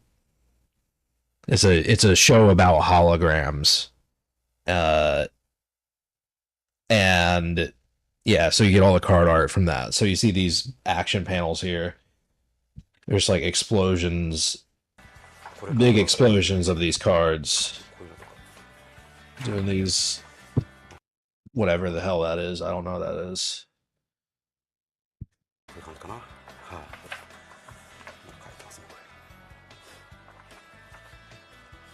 It's like Slifer. ジャンプはやっぱ本当大勢の方が見てくださるんで、やっぱ本当に人を楽しませるって気持ちがやっぱ大事ですよね。そういう気持ちが一番大事ですね。最初やっぱ皆さん本当絵が楽しくて漫画家目指して本当最初は楽しんで描けるんですけど、やっぱ連載をこう続けているうちにだんだんこう絵を描くのも大変になってくるんですけども、それでも本当にできれば楽しんで絵を描いていただけるなったらいいかなと思います。そうするとやっぱ読者に楽しさが伝わるんじゃないかなと思いますけどね。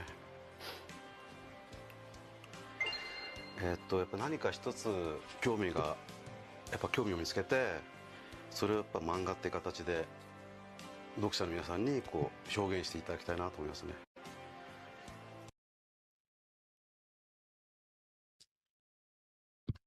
Awesome. いろいろこうたまに流れてこちらはこれシリーズですね。やっぱりエクソティアとかが結構ね、念にいただいたんです。 It could be completely fake though. Like they didn't even really show this guy's face. It's like captioned out. I guess no, but like this is too real. Like this is very real. That could be fake. It looks real. It just seems strange. I understand the big withdrawal.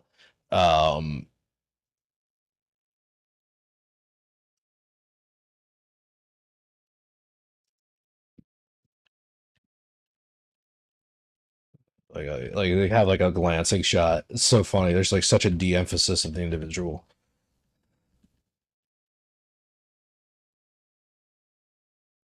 Yeah,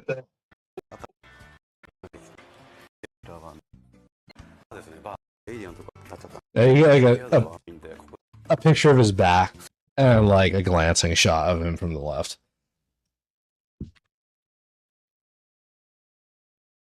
There's no establishing shot where he's like, "Hello, everybody. Welcome to the." It says volume 8. So is that volume 8 of like talking to manga creator, anime creators, or is that like volume 8 of talking with Kazuki Takahashi? Because that'd be two very different things.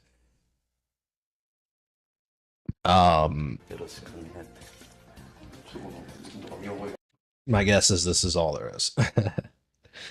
Look at that dog though.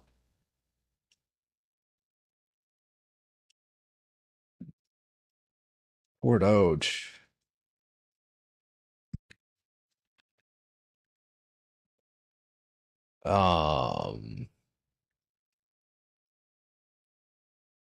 Poor Kazuki. This guy either got killed or drowned. Maybe killed by drowning. So, oh yeah, he was like saving somebody or something.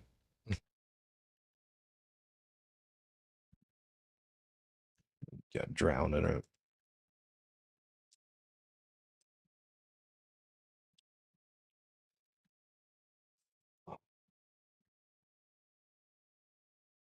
Trying to find a rift current.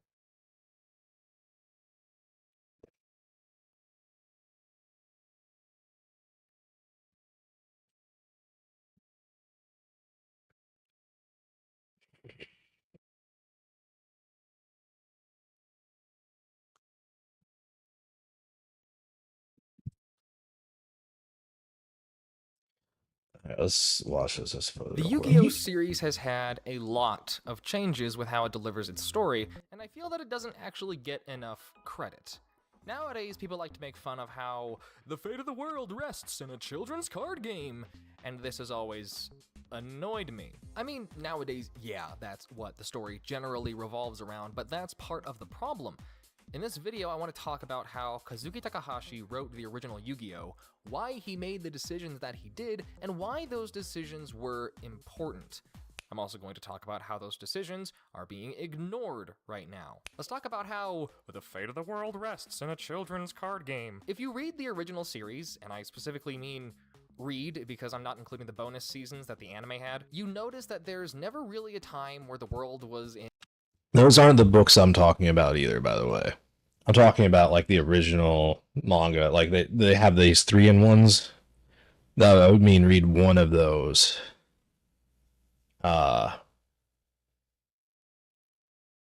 I'm saying before Duelist Kingdom, like the really real 0-0. In quote-unquote danger. In Duelist Kingdom, it was to save his grandpa's soul and to get Joey's sister the money for eye surgery, for all of Battle City and bleeding into the Millennium World.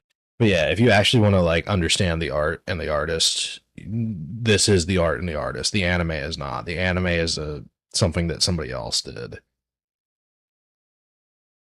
And it makes a lot more sense when you read the manga. The anime is to sell the cards as a product. World arc. The big overarching goal was to find the Pharaoh's memories. Technically, the world was at risk with the god cards and Merrick wanting them, but that was more of an obstacle rather than the overarching goal. Zork posed a threat to the world, but that wasn't due to the card game, that was due to the Millennium items. And the thing that these have in common... It was a manga artist who wanted to make a story about like Egyptology and like kids in high school and playing games and stuff. And then this just happened to be the avenue that it evolved into. Once he saw the demand for the card game, it came secondary to that. That's the impression I like. Instead of just being like a cold-hearted cash grab with a card game, there's a sort of authenticity to the original creation, and that he was just making this series about like Egyptology and this Egyptian puzzle coinciding with the Millennium, and then it kind of became a card game. The slab thing and stuff, I don't know.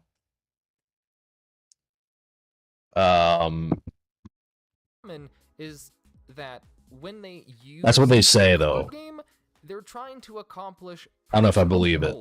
And did he start out... Did he write his first like pitch to Shonen Jump with the intention of selling a card game eventually? That's what I'm saying.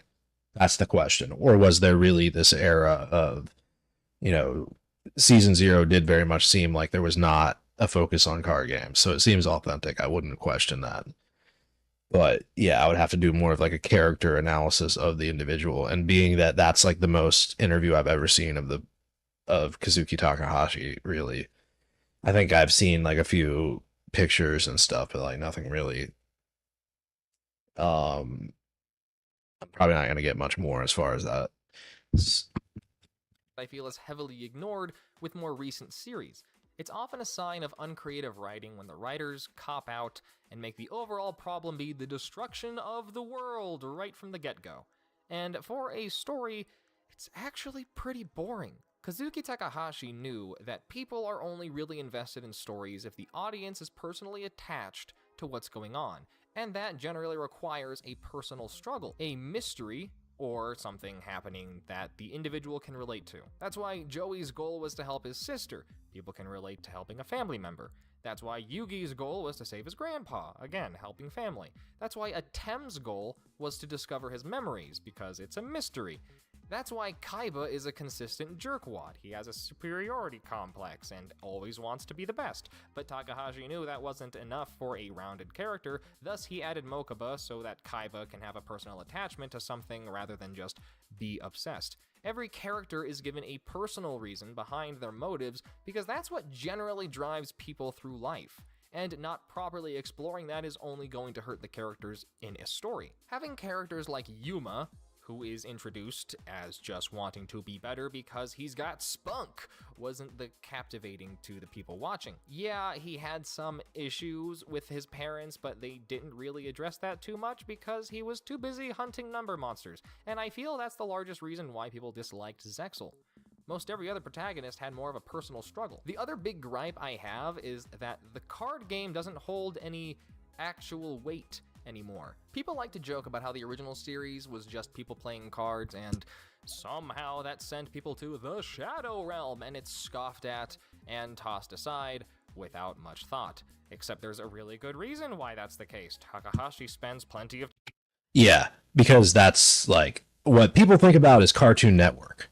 They think about seeing Yu-Gi-Oh! On Cartoon Network and then be like, what the fuck is this? Ha ha ha, Lamau, and then not watching it. Right? And that's a totally understandable, like it's like, oh, the intro was kind of cool, but then I was like, what the fuck is this? This is weird. I'm not watching this. You know, like that's like the best you can. Time establishing, except there's a really... And yeah, but think about like Egyptian gods like Anubis or Set or, you know, something like this, judging you and sending you to the Shadow Realm. That's what it's kind of originating from.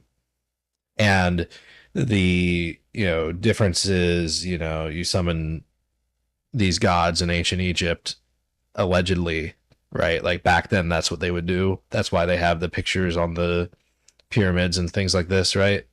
It's what the narrative is. They would summon those monsters and things like Horus and yada yada.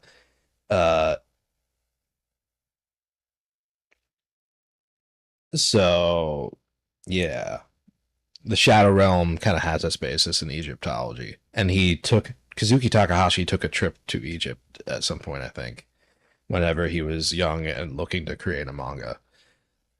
Really good reason why that's the case. Takahashi spends plenty of time establishing the importance of the monsters and why the cards are important. They're literal monsters from an ancient Egyptian game from 3,000 years ago that's been translated to modern day. Atem always talks about the heart of the cards because Dark Magician was an actual person who sacrificed himself to help the pharaoh. Yes, it's all drenched in mysticism and magic, but that's what made it so appealing. Yeah, this kind of sense of like a rebirth of storylines, like Bakura was possessed by the Thief King, you know, and he behaves in similar way in the modern retelling of things, you know. So there's a spirit inside of the Millennium Ring with Bakura, and then this is the actual spirit. So there's like a story that comes after all of the card game plots of the original that tells the original Egyptian narrative of all the spirits that have been possessing people the entire time.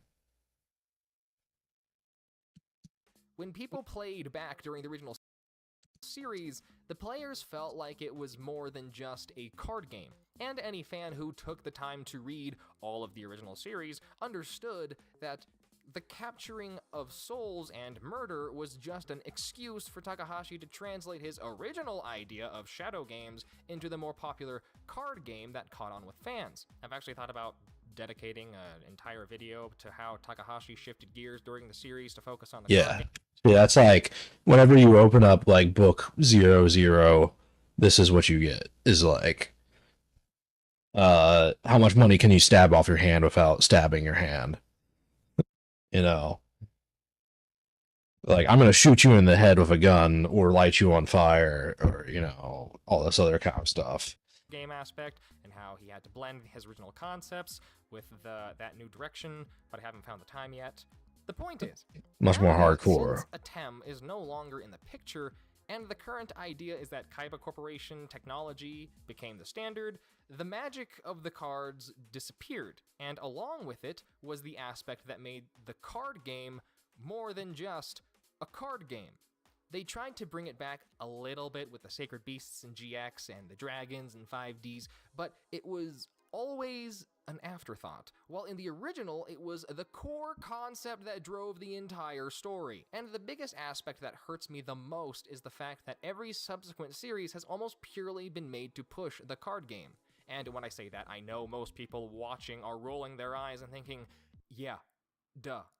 But let me tell you why it's different with Yu-Gi-Oh! You see, when we consume media, if we enter a show knowing that its purpose is to market a toy or a game or trading cards, then we can look past that knowing that what we are about to watch has a dual purpose. However, in Yu-Gi-Oh's case, that wasn't the original intention. As with any mangaka, the original intention was to captivate and interest the audience. The purpose was purely artistic. It was adapted to fit the card game only because the fans were interested in it. And when the manga was adapted to fit the card game, it still wasn't even to push a product because the product had not yet existed. Then as the story continued and the cards were starting to be printed and sold, there was a push to create more monsters for the sake of selling more cards. But the core concept of the shadow games was not abandoned, because that was Takahashi's artistic drive from the beginning of the series. Then after he wrapped up the story, every single series has been to push a product. Yes, Takahashi was there to direct it and do character design, but Konami was also there to make sure it better sold the product. There hasn't truly been a core concept throughout any of the series that was what I'd like to believe a pure artistic drive. It's been a corporate drive. Now that being said, it's not like I hate the subsequent series. I still read the manga and I at least try out every new series anime, but I can just feel that it's missing something. And I think it's these three aspects that are what makes the newer series not as enjoyable. I have no problem with watching a show that's made to push a product, but when it started as something that was quote-unquote pure, then it feels like the soul of the franchise is largely gone, regardless of Takahashi still being present. The writing of the show doesn't have the same depth. But he's not present anymore because he's dead. And that's why I'm talking about it and reacting to it. And giving my take on it here. Probably my last word on this for quite some time, if ever, again, to do an address of this. I appreciate the modern card game for what it is and the card game mechanics, which I know how to use and like work in. I don't really care about the anime. I care about the existing card games, maybe playing past formats and even some of the current ones. But it is ultimately a hobby and an expensive one at that, and kind of time consuming and cumbersome whenever you have to sort through all of your cards and travel with them and do all these different things. So yeah, it's not like I'm giving it all my energy, and I have watched in the last, I may have mentioned it earlier, I watched at one of the hotels, they had a streaming channel that had the new series, but I wouldn't watch it other than maybe if I had like 5 televisions in a row at, say, a gym. You could put one of them on mute, and then you can like not watch it. It's like in the corner, you're watching something else. Playing a game, and it's like every 5 minutes you look over, see that they're doing something stupid in the new Yu-Gi-Oh series. I don't know how many episodes there are. It'd be funny to find out. I'm not about to search it up. I think I'm about to get off of this stream completely. This guy's video is good, and this has been my take on everything. Every point he makes is basically the same as my thought. To pay the hospital bills, but the protagonist's father wouldn't let the uncle rent out the house they owned because they both inherited it from their father that passed away recently, and the protagonist's father wasn't willing to give up the house that they both grew up in and had so many treasured memories. Now the protagonist decides to enter a tournament in order to win the prize money to help his uncle. But during the tournament, the protagonist finds out that the disease his uncle's wife has is actually due to illegal experiments being forced on people in pursuit of understanding an otherworldly force that seems to be using duel monsters as a gateway to take over people's minds and invade by taking over people's bodies. So yeah, like it gets kind of out there and existential, which it kind of relates at this point. I would assume you can do some kind of like self-referencing. It's like because you pay attention to this, you're now like part of an exclusive group of people. There are very few people that actually play Yu-Gi-Oh and play it competently. There are quite a lot of people who have spent money on the franchise in one manner or other, and not a ton of people that are on the positive side of that economic equation, just to be blunt. And very few people who can properly like understand all the modern mechanics and all of the like cards themselves as well. So, um, like just speaking to like global populations and like people's awareness of Yu-Gi-Oh as it being an existing thing versus like actually like understanding anything about the series or caring about it, right?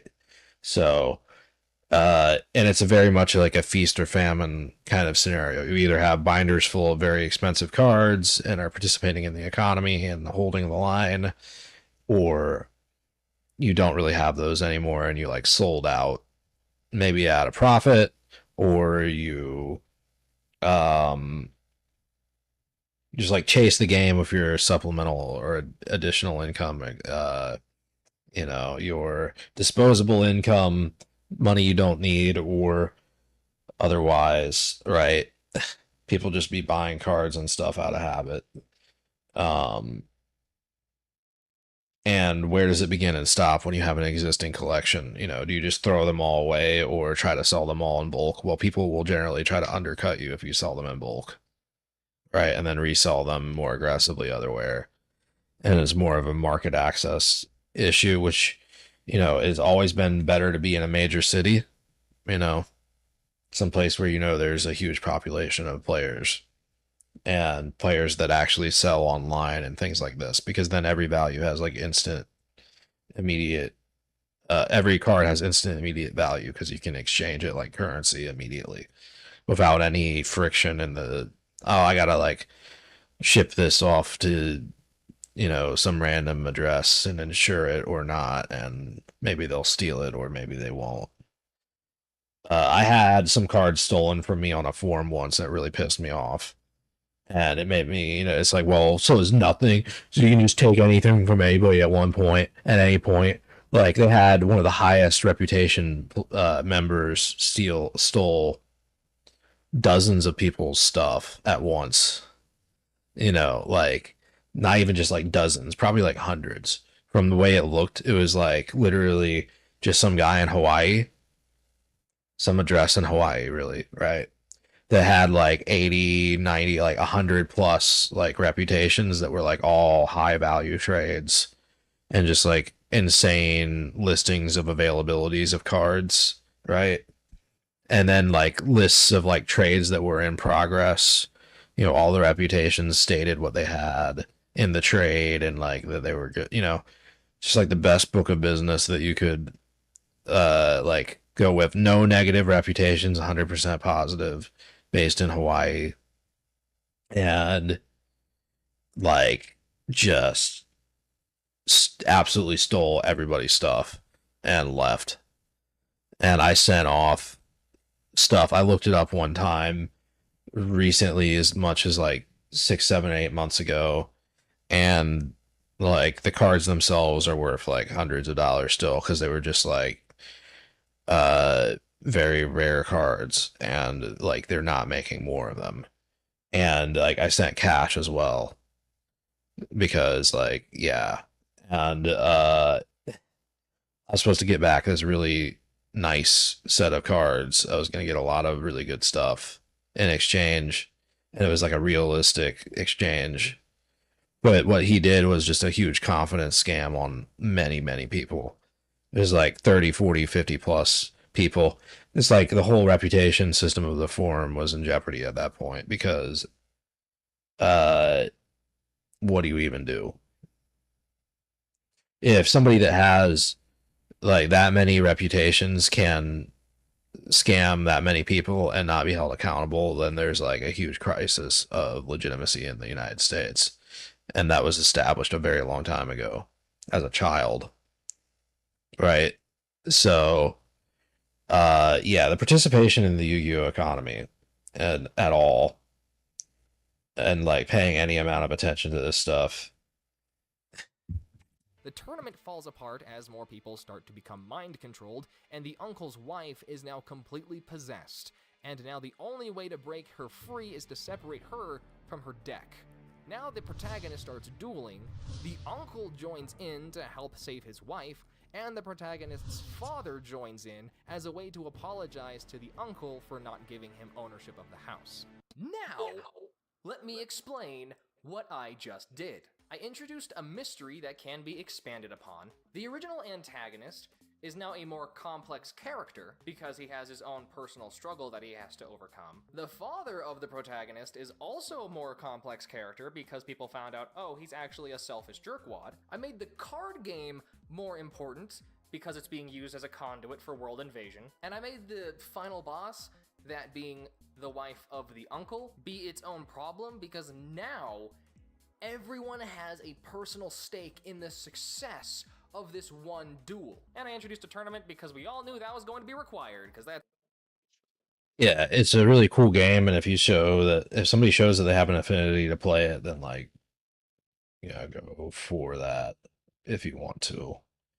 People that are OGs of the OGs that play physical Yu-Gi-Oh should stay in the game would be my argument. Like, if you can just keep your collection where it is, and not shell it out, then it won't be cheapened, you know. Like always, like, you know, try to trade up in value and carry the value of the card market by not cheapening it too much. I don't know. It's like some of these people deal in bulk. I went to one place that was like a warehouse that had all sorts of a lot of these people do bulk opening of boxes. I prefer the singles and trade kind of deal now. Boxes can be fun, but they're generally not a great deal. You have to open them immediately and then trade them immediately, or keep them sealed a really long time, or it all depends on what it is that you're buying. Sometimes you get lucky. Feels a bit contrived. So that's in every single card game anime, because, like, what else are you gonna do? It's a tournament. Like, you need a tournament. Like, like in real life, there's tournaments everywhere. Like, is there a way to make a story where there isn't a tournament with card game anime?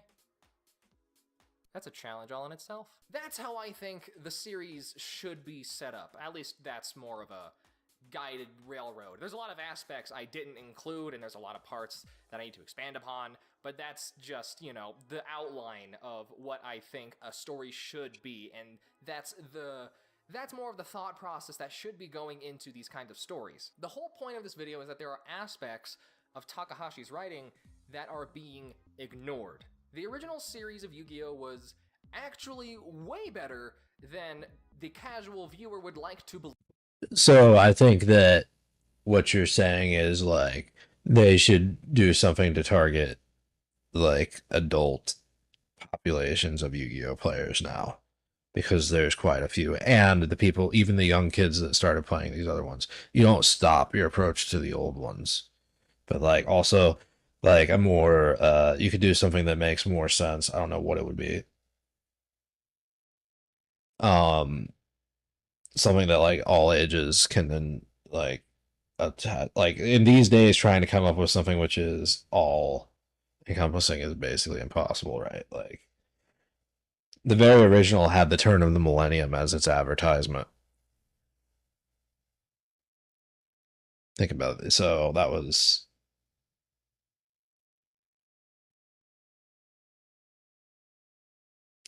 the advertisement there.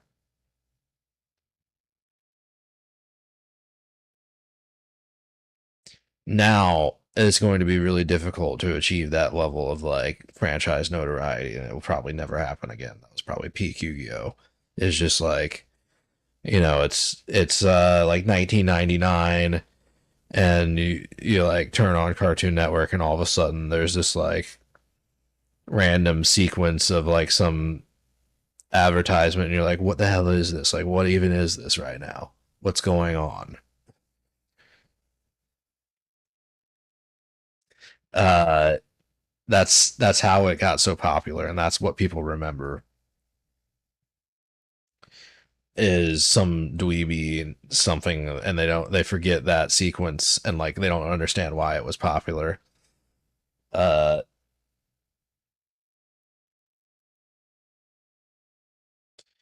or whatever. We're moving on. Believe, and the subsequent series should be taking in these aspects when developing the story. But that's everything I have for this video. So, thank you for watching. Remember, sharing is caring. I have a Patreon if you're into that sort of thing. Stay beautiful, and keep playing.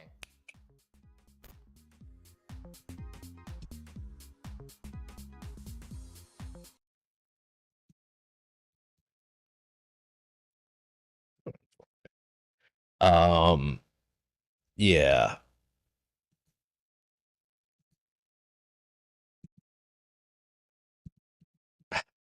Let's look at TSX. This guy, does he have any physical card? He has the shorts. The shorts are pretty good. Um, Alright guys, here we go. This is every QCR mega pack from the brand new Rarity Collection #2. Let's get it. Oh my so you see how it advertises itself to like the new generation of player. It's like, god damn, god damn, god damn, god damn. and if you like know what these cards do too, like that DD Crow is a real callback. Back in the day, Ultimate Rare DD Crow was like a $20, $30, $40 card, depending. And I had my hands on a few of those, so I traded them off. I don't remember what I. Oh, access code. Kitty, Rescue Cat was a common in Flaming Eternity that became really big, and then the Rescue Rabbit is also like its own thing for Dino Rabbit and others. What was the other card? I don't know. I can't go back. Oh, it's Solemn Warning. Like Raikou, you probably remember that. Droll and Lock, pretty well known. Blue eyes, Coral, every QCR. Oh my god. Hey, skill drain, Starman, and this goddess. Yeah. Rage. Oh my god. This is really cool. You see the appeal? Gold Sark is huge. The enemy controller is nice. I still have my Astral Sanctuary playset of enemy controllers, but they errated my Treeborn Frog, and I'm pissed off.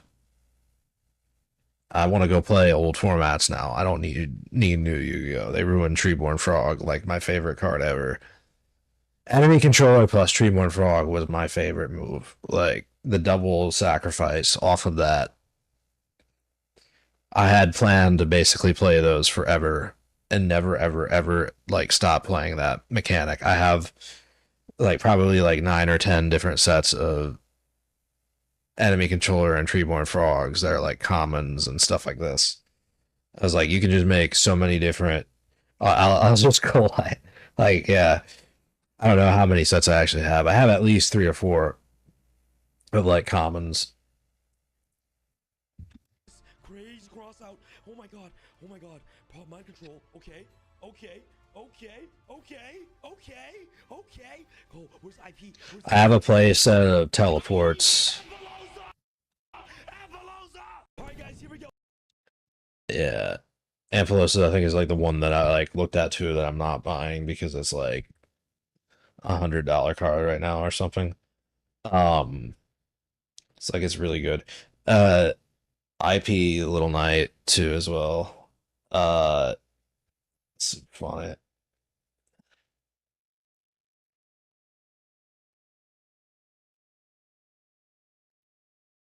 What are the ones where he's actually like playing a match?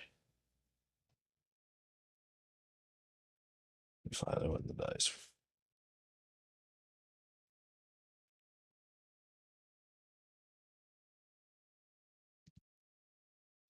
Yeah.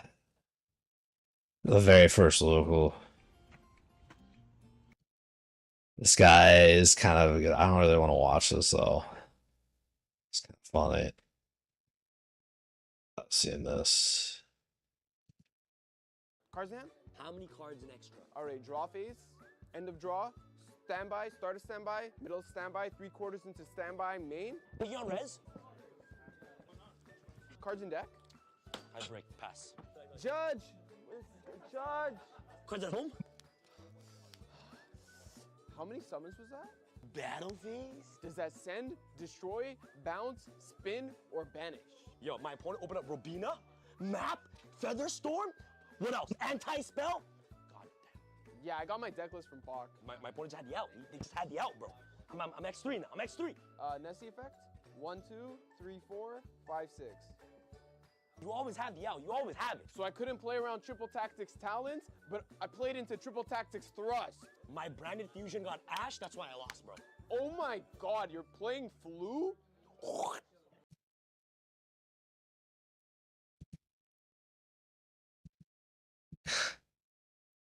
Okay, so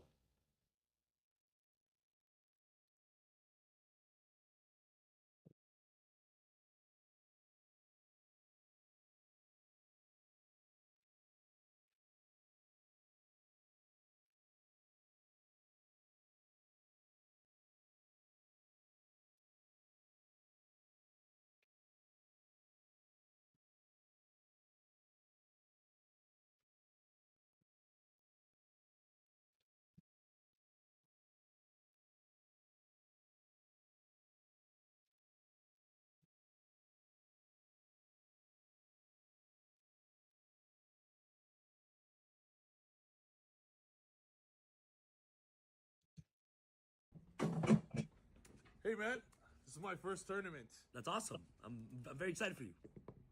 Hey, Oh, you rolled a 6. It's pretty high. 2. Damn it. I'll go first. I really like my deck. I think it's the best deck. I'm gonna activate Plot of Extravagance. Oh my god, please don't tell me he's playing a trap deck. Does this resolve? No response. I will draw 2 cards. Oh man, I kind of bricked. I'll set 5. It's a lot of traps. Go ahead. Draw. Standby. On your standby phase, I'll activate Anti-Spell Fragrance. Red reboot. Oh my god, that card destroys my GG. deck. Good thing I had Solemn Judgment. Also, after that, I'll activate Rivalry of Warlords and goes in match. Anti-spell rivalry goes in judgment. Pass. End phase, Elixir of Scarlet Sanguine. This card allows me to special summon the boss of my deck.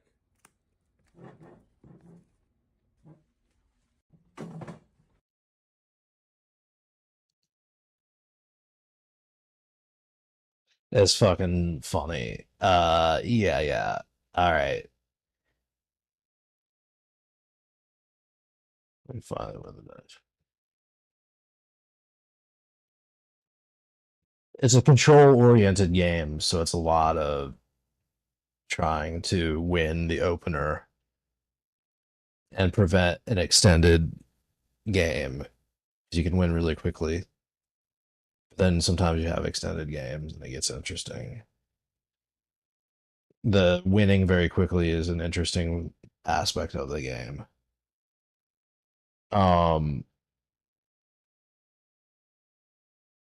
It's a feature, not a bug. You have to play interceptor cards. Like stun is kind of forced. There's a video I watched which is really good that is the mathematics.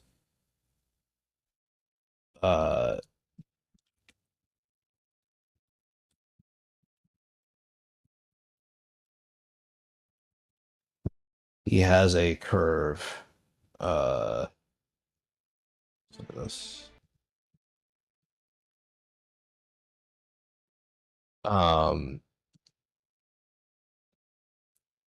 So his basic theory is that you want to have 12 to 14, you want to get into hyper consistency territory. Then you actually want like 12 to 14 cards which create circumstances of if as long as you draw them, you can reach your end win condition. Right, you can like manifest your end game state board from just having that card because your likelihood of drawing it will be 85 to 90%. And that uh you know up getting like 22 um getting some people will get up to like way too many. You want to have situationally good cards to work in addition to your starter cards or combo creators. For instance, tour guide. Tour guide would be a very good combo creator. You tour guide and then XYZ out of that. Uh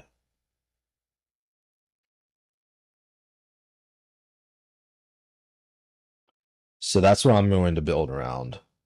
Um and then he also has a 60%. If you play a 60 card deck or a 40 card deck, you would play slightly more.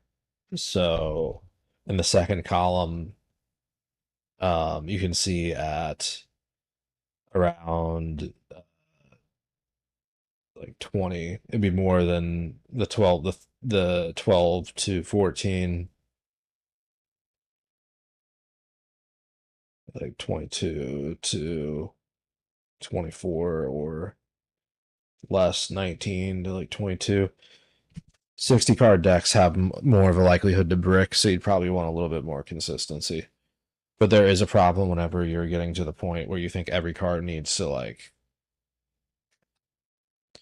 uh, be a certain type of card. You need to have like negates and control cards and responses. You have to handle the objections to your play strategy and stuff like this.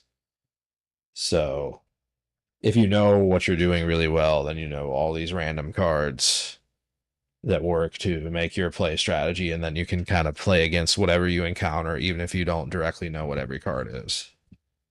You just read the card in the moment, and you know that it'll fall under a certain category of effects. So the game has a lot of random card archetypes like that. And when you go out and you play in locals, it can be interesting to meet people playing random decks you've never heard of.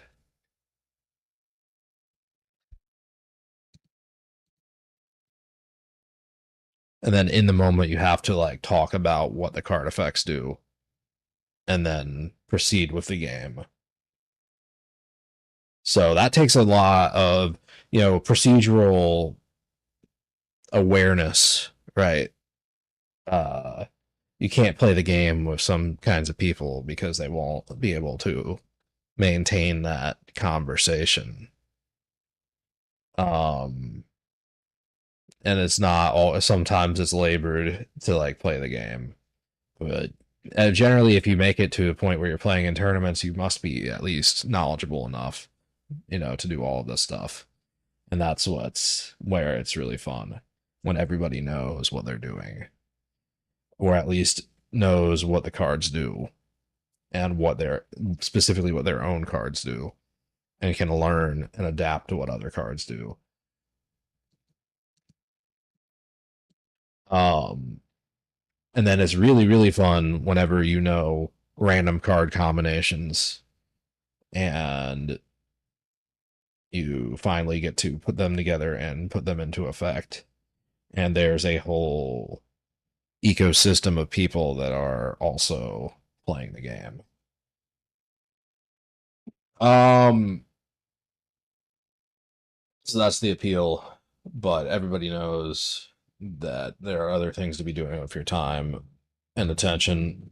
But once you know what you're doing well enough like this, do you just like walk away completely? Why would you? It's the same kind of thing with World of Warcraft. It's like, well, you're bought in.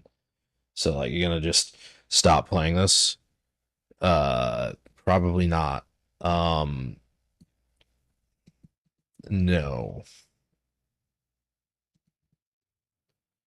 I'm gonna maintain those skills and gain additional ones at the same time. It's a good way of Like you're not going like I wouldn't recommend anybody to ever abandon large sectors of what they like spend their time thinking about in regards to this, right? Like why would you waste time spent um if you're going to play any games at all? I just want to put it in its appropriate place in terms of the amount of attention it takes and the amount of money it takes relative to what I earn and stuff like that, right? That's the challenge in it is you know, getting into the economic class where it doesn't really represent any kind of stress to my budget, right?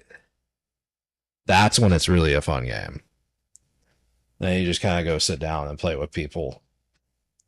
You can travel to wherever.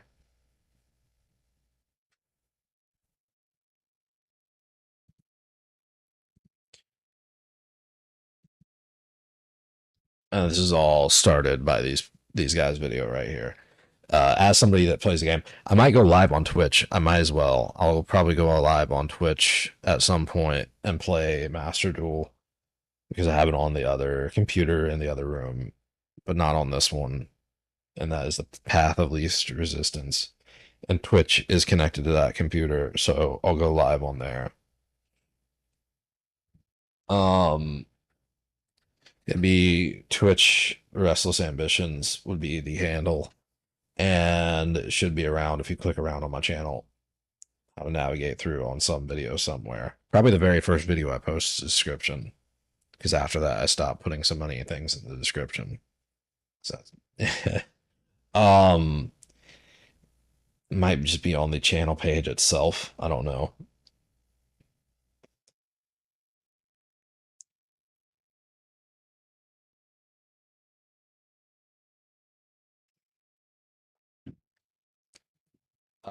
Yeah. So it's very in the same vein of coding and learning, like playing WoW, learning cards, like all these various effects. It's the same thing as learning functions in programming and like methods and like how data is organized, right? Uh, so software engineering is organizing information efficiently, and every effect of a card is kind of in its own way, its own method, right? So these are all different independent programmatic functions. And it's always interested me in particular how, being a fan, as I mentioned earlier, of the original Game Boy series and others, how they designed those AIs for those games. I've always taken that into consideration, that the computer is this amount good. And I saw the sort of evolution of it. Originally, they would give the computer, the AI, basically an advantage as like a way to, because they couldn't make it quite as good as a human player. They were pretty good and they took different approaches, and you could kind of reverse engineer it, right? And then I'm sure now it is quite sophisticated. There's particularly a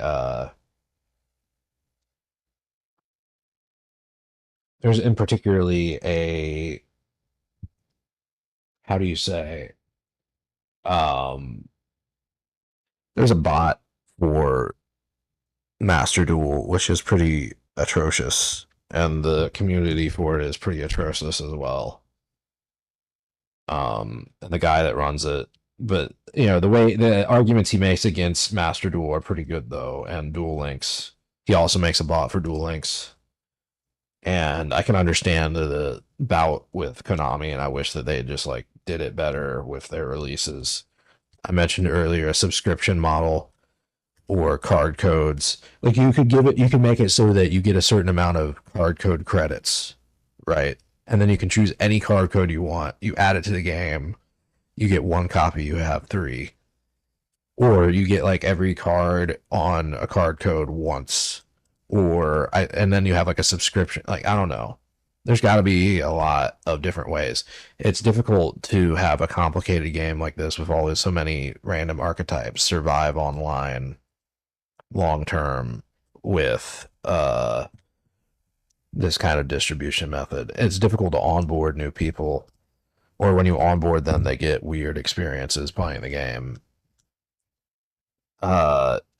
People are guided by hand with structured S, and then it's not very good. I don't know. I didn't really like the single player stuff. I think that just got botted by a lot of people. I thought about botting it, but then I didn't bot it. So, like the very release of Master Duel, there were tons of people that botted everything and made a bunch of different accounts. And then they have access to basically every card without paying anything by playing that way. And then other people don't. Whereas you could just make a system where you pay monthly. It's much more liberal with card distribution. You know, you can get effectively anything you want as long as you like. You know what I mean? Some could say that this is a pretty liberal card distribution model. I'll show later on the laptop stream my card pool on Master Duel on Twitch, but maybe I should just bring it over here. Actually, just this one. Yeah, I don't. I mean, I put in a little bit of money, not very much.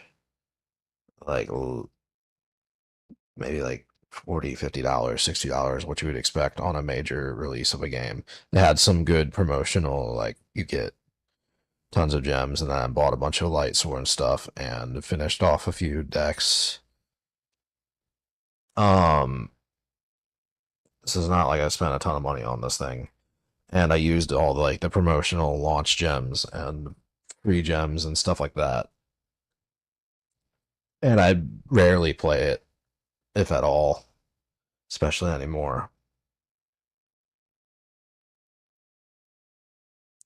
So I am going to end it here, I guess. Yu-Gi-Oh is a lot of things to a lot of different people.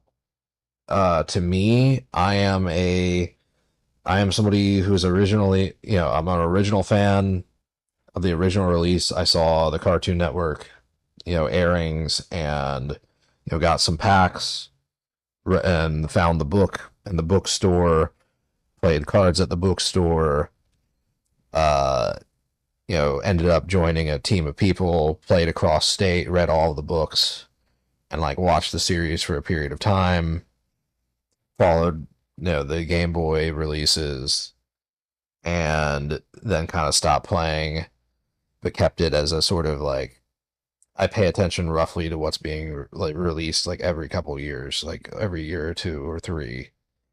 And then I played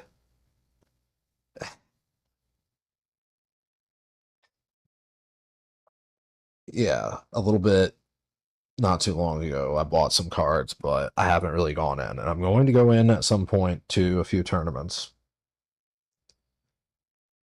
I really like that one series. Let me pull him up real quick. Grab his cards. So I'm somebody who's been a long-term fan. I played a lot as a kid, and then I followed like Yu-Gi-Oh creators, is what I would say. Yugioh is In like college, I kind of like watch people.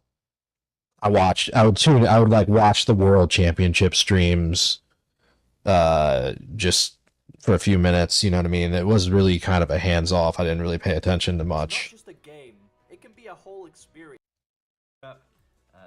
But I played Dragon Ruler format of XYZs, and I played Frogs, and I made an XYZ deck, and I did that in college, and then I stopped completely up until recently, like last year when I bought some cards when I had the money. And This time, we are indeed going to make the Dispatter. We then go Crimson Gaia effect to add red zone, set red zone, and pass turn. Now, we are not going to Calamity. it's just such a complex hobby to get into. Starters, if we're playing the Wild Wind, this is have to take this into consideration because this is to grind. I couldn't.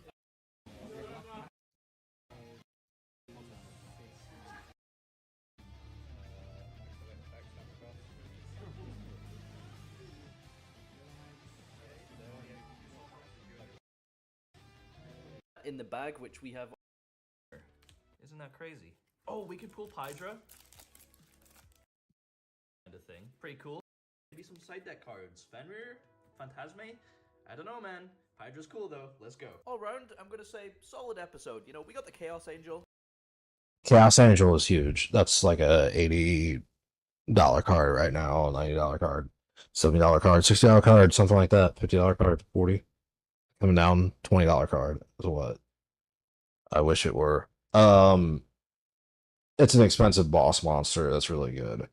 With one release that came out maybe like last year or like a couple months ago, like 5-6 months ago, like last year or so, maybe 7 or 8. It's longer than that. It's been out for like a year, complete year.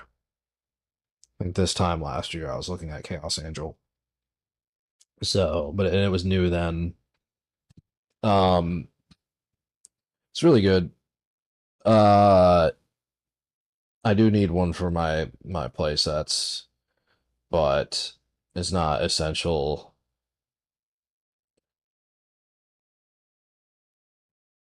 To play the new version of Lightsworn, I would have to shell out. I'm kind of glad Lightsworn got support.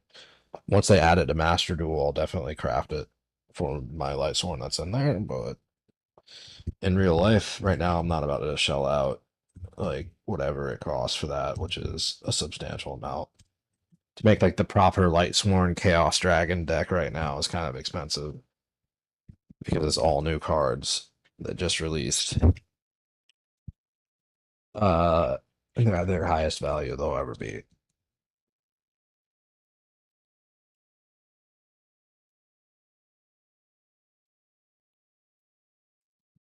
Until they become like collector's items way later on, maybe.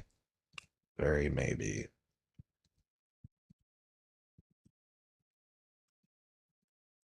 I think the novelty of collector's items wears thin. And I'm more focused on having like the play set to actually play the game. Just like I'm more focused on the digital version of the game being less of a loot crate thing and more of a everybody has the cards to play the freaking game. Use the effects. You could just spend days like building different decks if it weren't like that. And I think more people would actually engage with it rather than download it for a few minutes and never play it again. Yes, yeah. Like was how I feel Master Duel was received. I need to be breaking a little bit. I had high hopes for the launch of that game, and I mean, it's still pretty good, but yeah. More. This is crazy to me. It's not that that's really gonna matter. Like, what the fuck? Okay, so that's one lap down. What in the playing card games on a motorcycle? I didn't realize that. All right, that's it for me all. I'm out. I'm done. End of stream. See you later over on Twitch if you're going to watch that. Which nobody